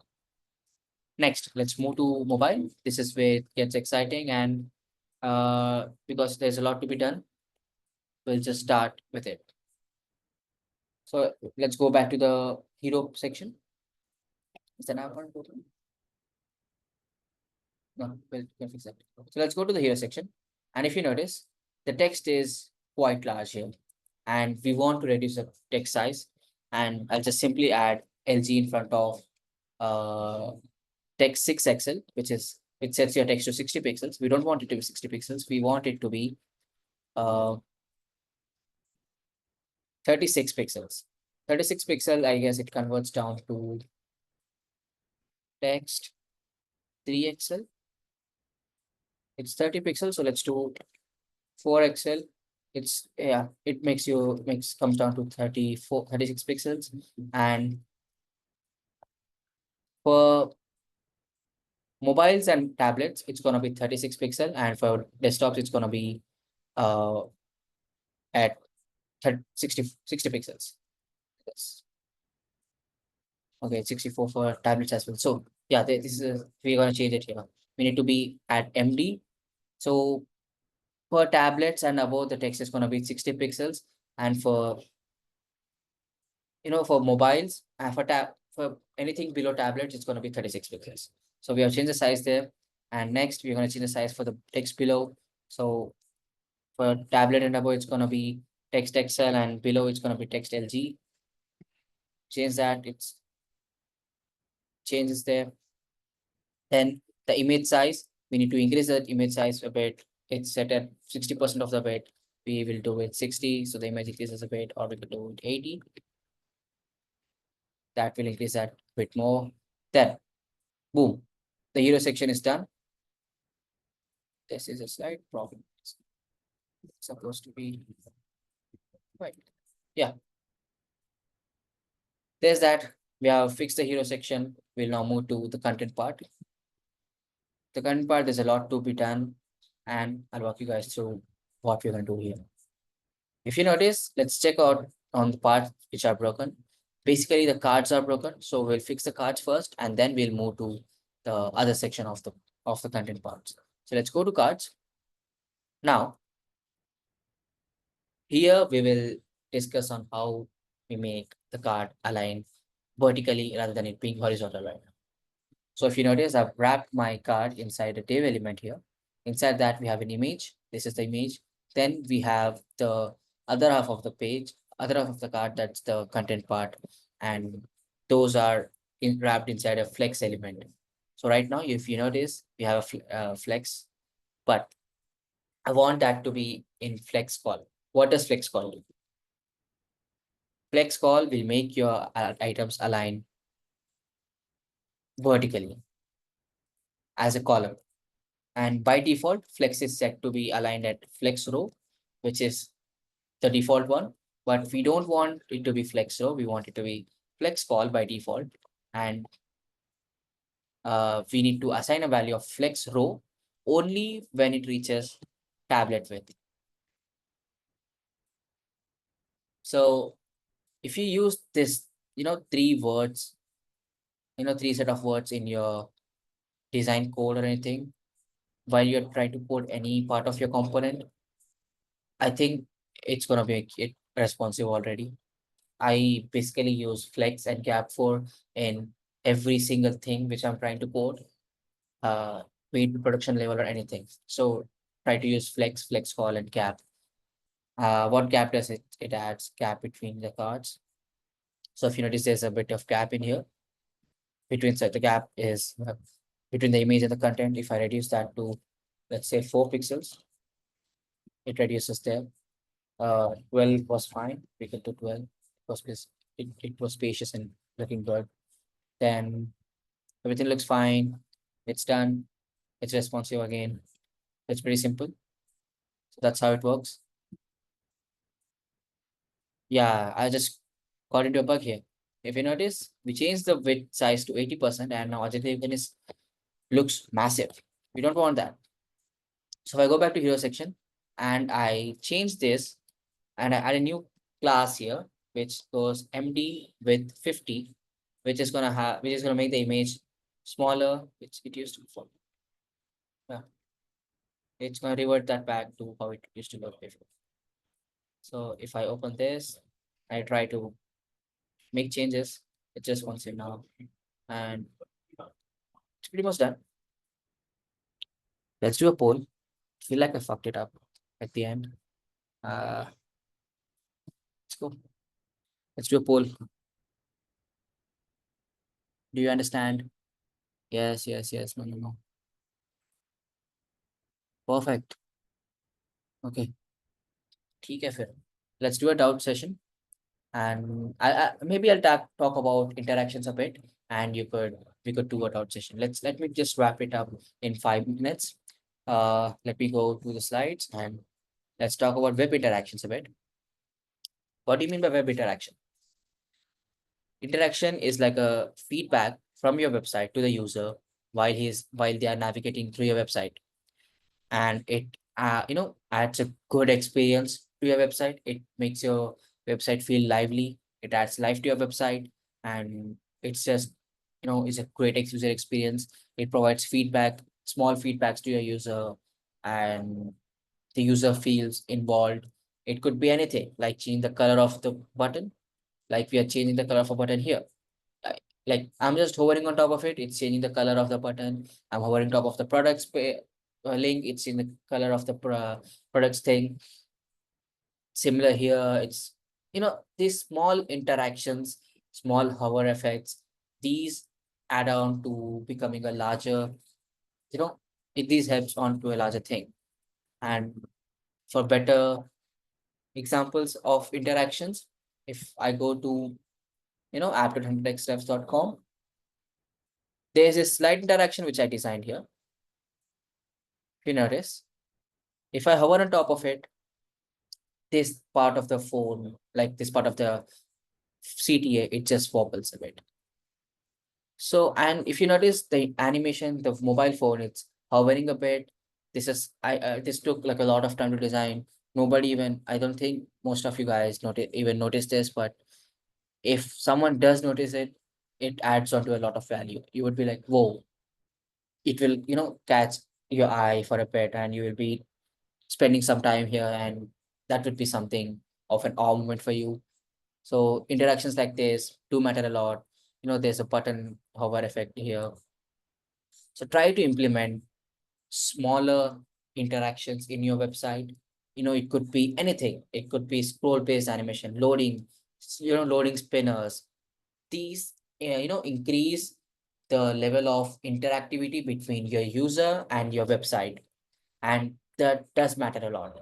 And that is my, vital part of a user-centric design. And it just, improves the user experience a lot. So these are, a few types of web interactions. This is like a very vast topic. If you are interested in that, please do check out these two videos. These two guys do a lot of videos regarding animations. So the guys who are talking about animations, you could visit these guys. This is like a good resource. They teach you how to do complex animations. I have followed them. These are really good. There are framer motion tutorials, GSAP tutorials, and 3JS tutorials. Just have a look at it. These are great. And yeah, I hope these are helpful for you guys. Feedbacks, tactile feedback. Okay, what you might say, Kesha, what do you mean by tactile? Tactile is something, it gives like a sense of touch, like you're trying to feel something in your phone. If you have like a good quality phone, you might have a haptic feedback, good haptic feedbacks on your phone, and you get like a slight vibration when you're trying to type on your phone, or you're trying to increase your volume or something like that. These kind of small interactive animations or interactive feedbacks add on to a larger set of user experience, and these are like quite helpful when you're trying to build a good product, and these help a lot. And I would suggest you guys to have some interactions in your website. Do use some of the resources I have mentioned. There's this website reverseui.craft, and here these guys basically reverse engineer all sorts of animations, and this is like a pretty cool website. I came across this like quite recently, and you could cross components, and yeah, you could go from there. Next, the last section, which is pretty good to read, is it's pretty small. Just have a look at it. It basically talks about branding and why branding is important if you're trying to build an app. It's like it provides an identity for your application, and make sure you follow the branding guidelines properly when you're trying to create a large scale or like a production level app.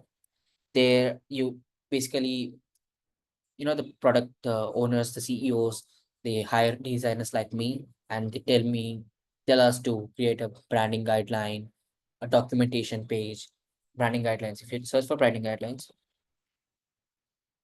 there you go, branding style guidelines. This is a website. You can find a lot of branding guidelines here. Basically, it's like a set of documentation. You can find various types of branding guidelines, and basically it talks about how one should use your logo, your text, your images, on their website, or if they want to showcase your things. And it helps a lot when you're trying to build a bigger brand, and that's really helpful. Then I hope that was it, and we could go on for a doubt session for the rest of the class. I do know the class went a bit weird today because, yeah, feeling quite sick, and I think it could have been gone better, but let's see how you guys respond, and let's do a doubt session real quick.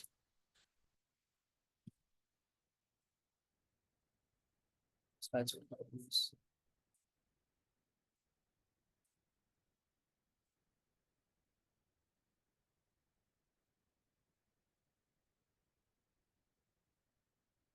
So let's do doubt session. I think this should be fun. Can we have the code? Yeah, I will be sharing the GitHub with you guys.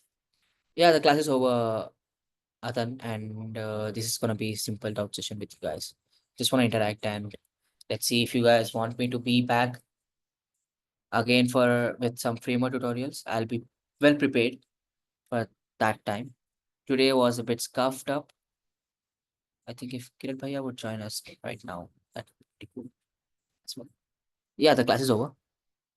So let's start from the top. Getting the chat here. I'll be sharing the code with you guys. I'll be sharing that in the GitHub, sorry, in the Discord, or I'll be adding that at the end of this slides, and we'll go from there. I think there are too many animations mistakes here. Please review this. Nintendo reimagined.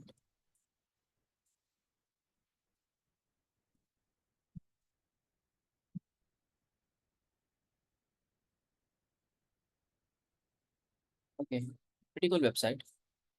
But what does it do? I mean, I see you have used a lot of hover effect and cursor animations here, but I don't see a use case for this. Is it a game? I don't know what does, but cool animations. What's that? How do you code professionally? Okay, so code professionally, you need to be, I don't know how to explain this, but everyone does it differently. To be frank, Moksh, like people do a lot. There's a lot of way to do, and just do however you feel like, and basically your code should be understandable by a set of by your teammates, and as much like as long as you guys can, as long as your teammates can understand your code, that's pretty simple. That's pretty professional. Can you walk through the 100x mobile animation? Okay, okay, that's a pretty cool question. I'll do this. So if you notice, this is, and if you guys pay attention here, I'm not using framer in any section of this thing except for the hover part. I'm not using framer motion a lot. Only this particular hovering effect. That's the only part I am using. Framer motion. So this, you know, the cursor thing, it's happening with this particular line of code. If I go down, if I open this up,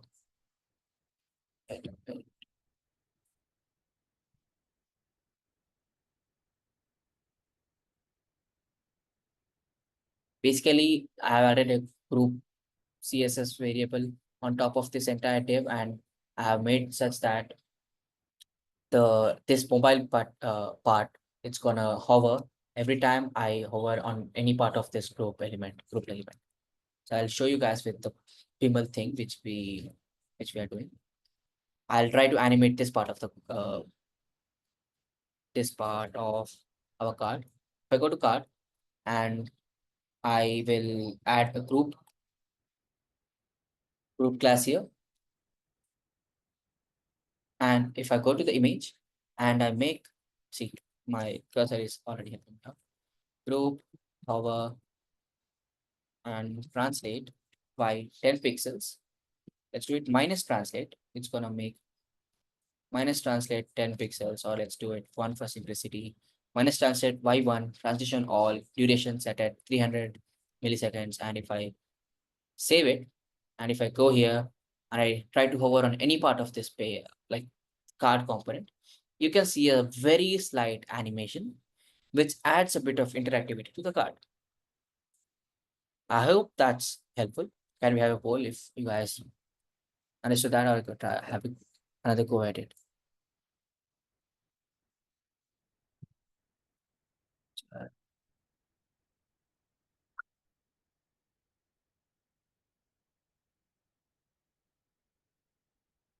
yeah, can we have a poll ki like group वाला ही समझ आया है हमें? Font size do companies use Framer motion? Yes, companies do use Framer. Like recently, it's getting a lot of fire, and people are using it. I have an element with class name absolute.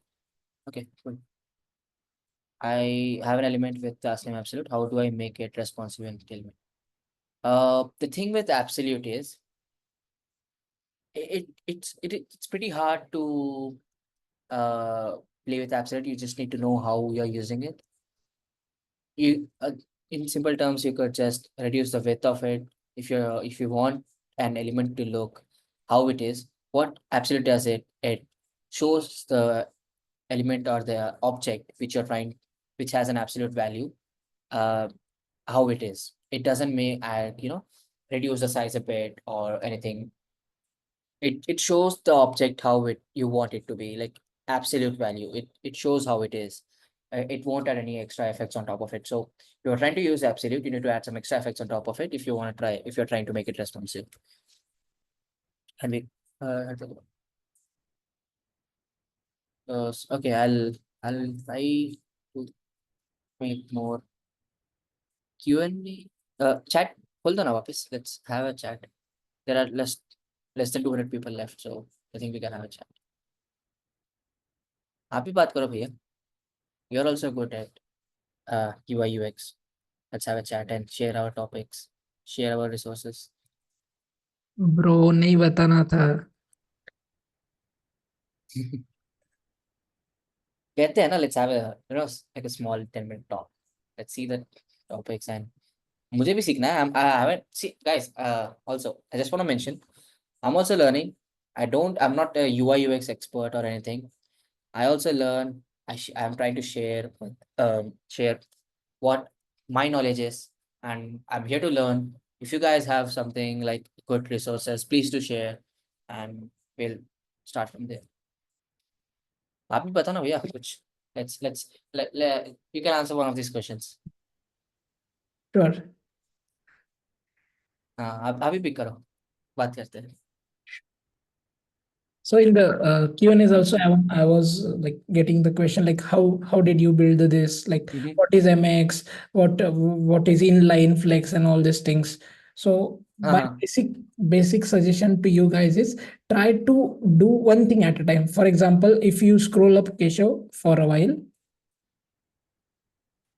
there is a navbar there, and in the navbar you can see there are three things. First is our logo, and second is like product, and third is that our button. This section.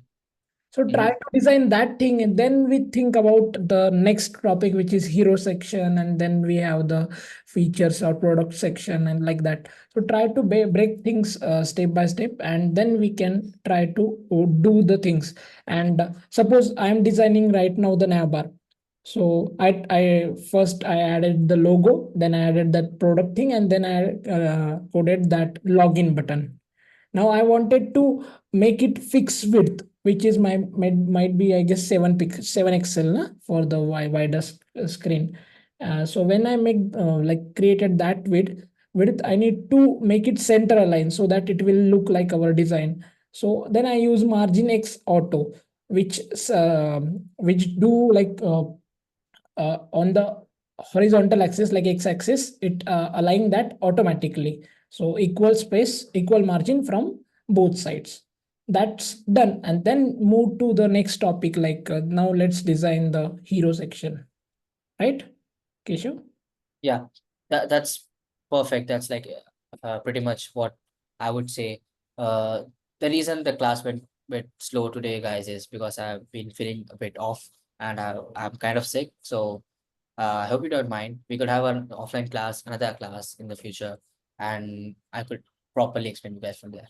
So yeah, when you're trying to code from your design, when you're trying to translate your design into code, make sure you're designing it in small parts and bits and pieces. So Tailwind is like pretty new to you guys. I totally understand it. Go through documentation. It's pretty simple to, to make you understand like a 5-year-old.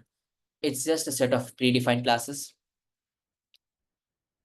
It's just a set of predefined classes. So you don't need a lot of brain to understand it. It's similar to CSS. It's like writing CSS, but it's pretty simple, and it's good in a set of team and collaborating with people, because sometimes people tend to have different types of names for CSS classes, and that just makes it pretty weird. And if you're using Tailwind, everyone will know the exact name of the class. And of course, you can also create custom classes while using Tailwind. There are ways to do that, and it's pretty good in a teamwork environment.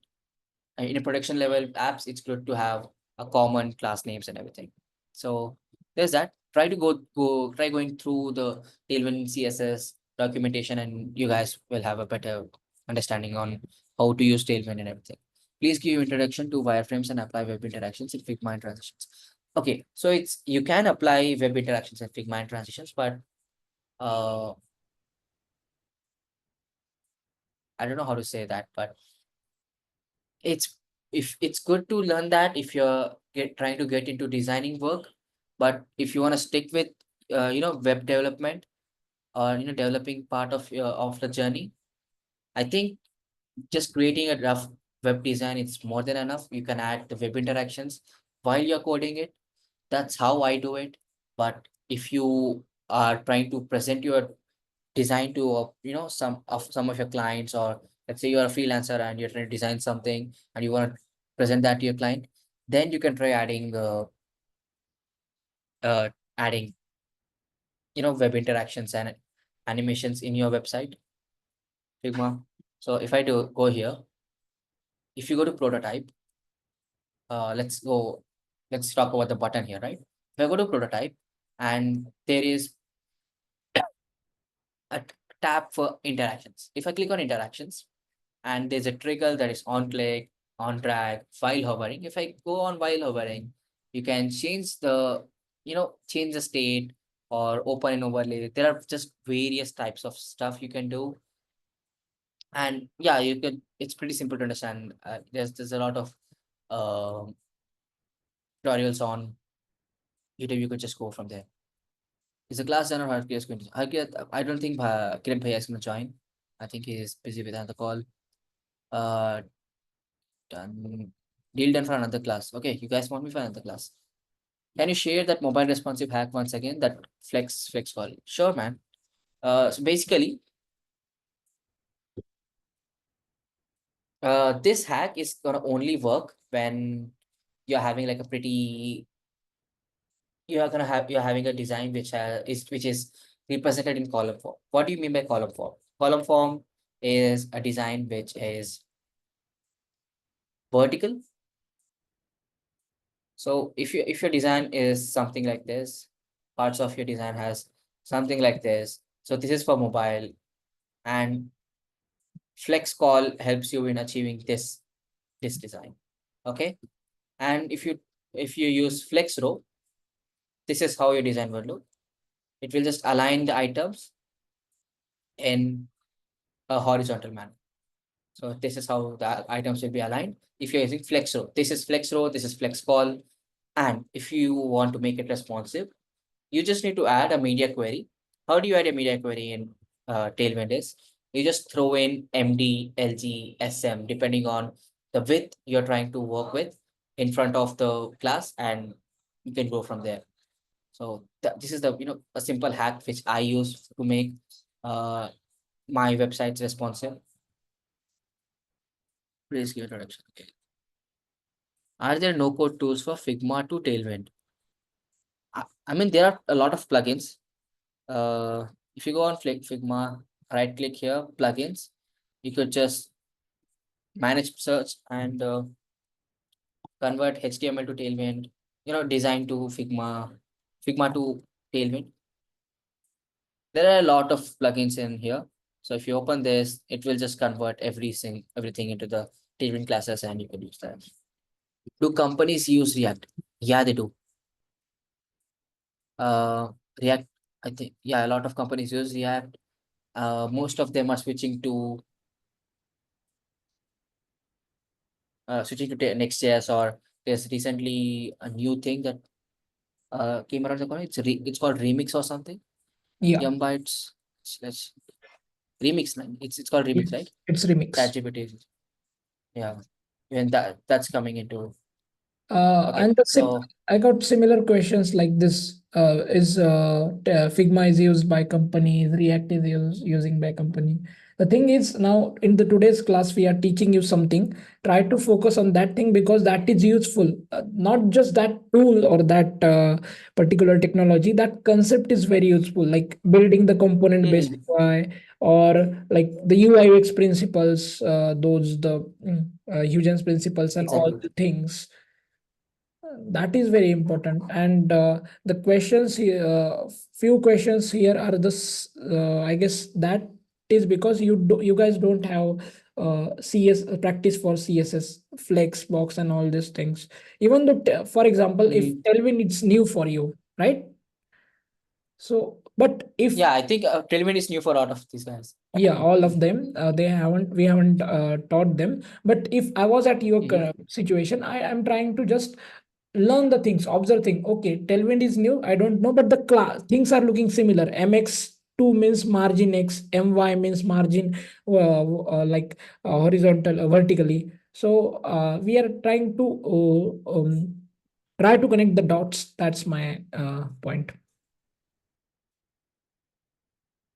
Yeah, that's a great point, AK. I would say the same. Focus on what's being taught. That's a fair question. I'm not saying that's a bad question. And yes, companies do use Figma. Figma, it's like a collaborative tool. It helps in sharing your design with your teammates in the team, and it's really good. There are multiple alternatives to Figma. You have Sketch for Mac OS, Figma. People do use Adobe XD. People do still use Adobe XD, and there are a lot of other alternatives. There is something I came across recently. It's called line design or something. It's something like that. It's from Icon Scout. There are a lot of tools, but it at the end of the day, it comes down what you want to use, and it's comes down to preference. So let's review this website. It's pretty cool, I would say that. But I see a few things which I would like to mention.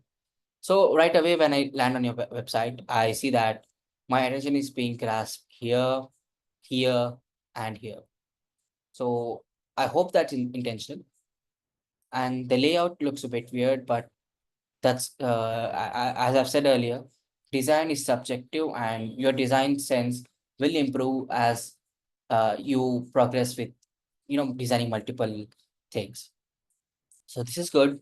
And I would just say that, I used to do the same kind of thing. I used to have, this kind of hover effects and stuff. So my recent learning is that there should be a really less amount of moving parts in your website, in your design. What moving part does is it complicates your website unnecessarily. And if you reduce the number of moving parts in your website or your design, it just feels more solid and has a premium feel to it. If you notice, like, I don't know what this icon means. If I'm not a designer, I understood what that means right now, that you are online. But if I'm not a designer and I'm like a new user, I think I would feel like that's something like a signal, and I should need to click on that on top of it. So think from a perspective of like a normal user, and try to implement your design decisions based on that. Then also there's the logo. You could just remove the bouncy effect and you could keep the byte thing, because the byte looks good, but you could just remove the bouncy effect. Uh, yeah, there's review, and this looks good. I mean, it's pretty clean. Let's check responsivity for it. I hope that's responsive. Okay, you made it responsive as well. That's good. That's good. No, okay. There you got you lost some points. It's not responsive. You made the cards responsive, but the hero parts it's not responsive. But looking at the design, I feel like you're like a beginner designer. So it looks good, pretty solid. You can improve on top of it. I also could be pretty nicky on it and picky on it and say that it's not properly aligned here. I see that you're using absolute values here and it's not center aligned. It's not center aligned. And these small things do matter a lot when it comes to production sized app. So please try to implement, focus on that as well. Oh, this is like a very good resource, guys. So make sure you go through this. I'll mention this in my resources. So this is a very good resource. So any best practices while using Tailwind? I think using Tailwind itself is a best practice. And if you wanna have more on top of it is try grouping elements and how Tailwind works. Tailwind works similar to how CSS works. So if I have, let's say, text orange, if you notice, I'm using text orange multiple times here. If I just remove this and add text orange just to the div element, the parent element, this will apply to the child elements as well. So try reducing the amount of reuses per class. That should be fair. Uh, there is a animation resource guy. Is that yeah? Pratik, I think they have included animation resources. It's in web interaction section, and these two guys on YouTube. Though I think you could learn a lot about animations from there. Inspired from my design, Gyan Sagar.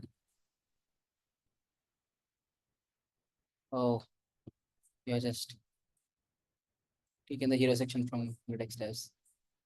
Pretty cool. Pretty cool. Yeah, that's like a pretty vibrant page. Looks solid. I don't think it's responsive, but it's not responsive. Yeah, it's a good start. It's a good start. Sakura wallet. I think I've seen this. This is like a pretty cool wallet. If you guys know me from Web3, I was the guy that got selected for creating a clean wallet UI. So this is the wallet I did, which got me in contact with Kirat Bhaiya, and story goes on from there. And this guy, whoever made this, uh, he was like a great competitor to me, and a really clean UI. This looks like a solid production level website. He has put tremendous amount of work in it. If you could notice, this looks like a real world application, and it's pretty cool. Great job on this, man. As a fellow designer, really appreciate this. I fucking love it. Uh, keep the good work. Keep up the good work. Is Figma free? Yes, it is free. Animation resources, I've already shared it. Class was good. Class was good. Okay. Less is more. Yeah, less is more. Do companies use these converting plugins?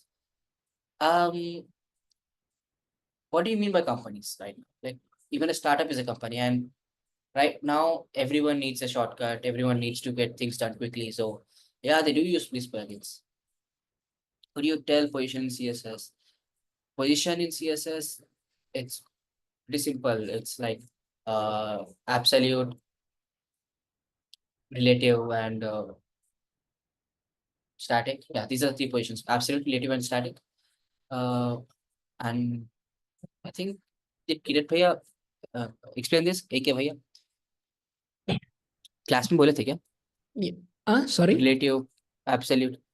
No, a guy is asking about can I explain about position in CSS? Did Bhaiya explain about this in the CSS class, or should I do it? Yeah, we just touched those things on the on the upper side, but Sorry, in the we CSS class. end up मैंने किए थे. But the thing is, the CSS positions are used for aligning the stuffs. For example, by default, the position Exactly. relative, Mhm. and you can make it static or like fixed according to. For example, if you want to make navbar sticky, then you can change it from relative to sticky. Then it will stick at the top of the page. Yeah. And Let's give them an example. yeah. So if I go to navbar and I make that sticky, uh,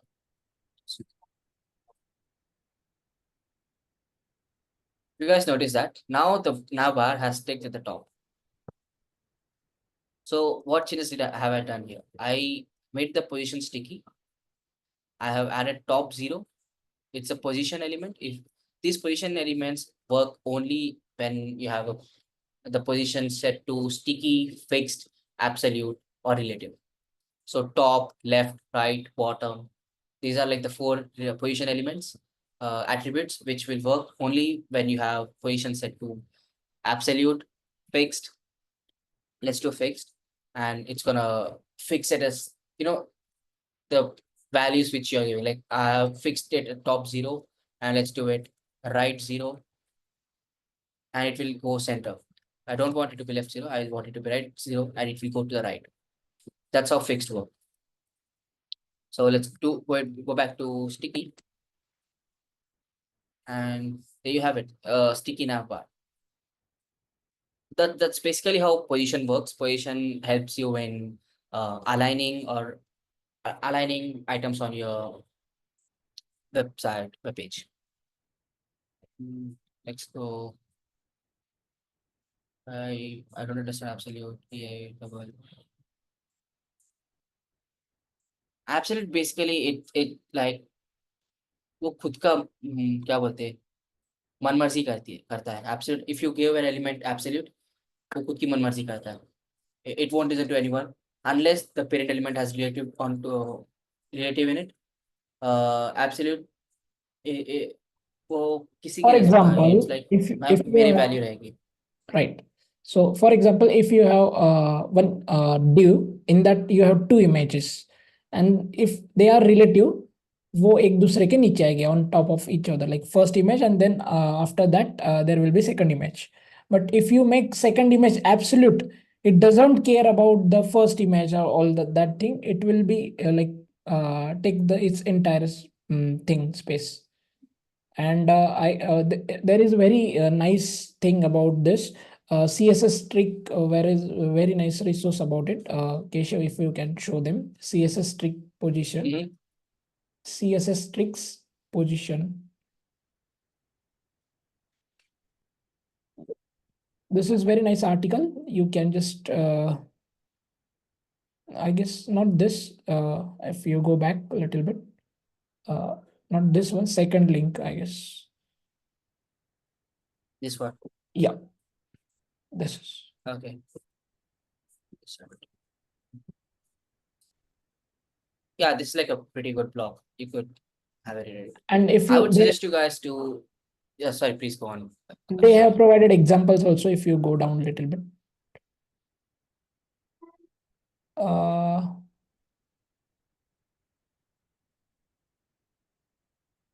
I will make a blog. Don't worry. I अरे also हाँ, have blogs. I post blogs. yeah, we know blogs. Keshav will make it. Otherwise, I posted one one blog. If you can, just a minute. Oh, Drop what's that your link. link, AK? Where do you post your blogs, AK?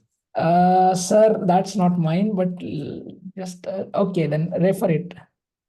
I pinged you. Refer Akash blog. So I hope this there is are like a great resource, I would say. only 100 people. Good. So this is the thing. Don't link that. There are examples also. You can use that code. Just go down a little bit more. Yeah. So Okay. this is position static. Yeah, position static, top 50 pixel, 2, 3. And there is code pin, link to code pin here. You can go and try it by yourself. So yeah, this is like great resource if you want to understand about positions. Perfect. This is like good one. I also do some blogging, but I'm a bit lazy. So basically what Absolute does is, so this is the image set at Absolute. And if I add some position values to it, let's say top uh 0 and right 0, it's gonna go to right 0 and top 0. So it's gonna stay there. It won't move. Whatever you do, it's not gonna move. It's gonna be there. So if I make it to static, static is on by default. The top and right won't have any say when you have static on. Then let's do sticky. And what sticky does is, sticky will be sticky is similar to fixed, but it will be this element will now be fixed with the parent element. Parent is it called element? The parent Fixed tag. means directly fixed, and sticky means when it comes to that thing. Relatively fixed रहता है. Yeah. Relatively fixed रहता है basically. Yeah. For example, if there is some button at the middle of page, and when you scroll up, and that button goes to the top of page, and then you can stick it like that. I have an example for this. I have an example for this. Let me Maybe show there you is. guys this page. Okay, this is my one of my projects. If you notice the button down there, it's sticky. It's sticky to just this part of the page. If you go there, if you Yeah. notice that, it's sticky just to that particular part of the page. Uske baad it will be there. It will just be there. So this is a simple website. This is one of my projects. Sure. Keshav, I guess Let's end it. let's end it because your I health is hope. good. Okay, no worries. Thanks guys. Thanks for joining. Okay, good projects, guys. Anyways, See you next thanks week. for joining, guys. Thanks for joining. Have a great weekend. I hope the class was good. If not, let me know in Twitter or anywhere. Let's drop a message in Discord and we'll do a reclass or something. All right, guys. Thanks. Have a great weekend. Bye. Bye bye.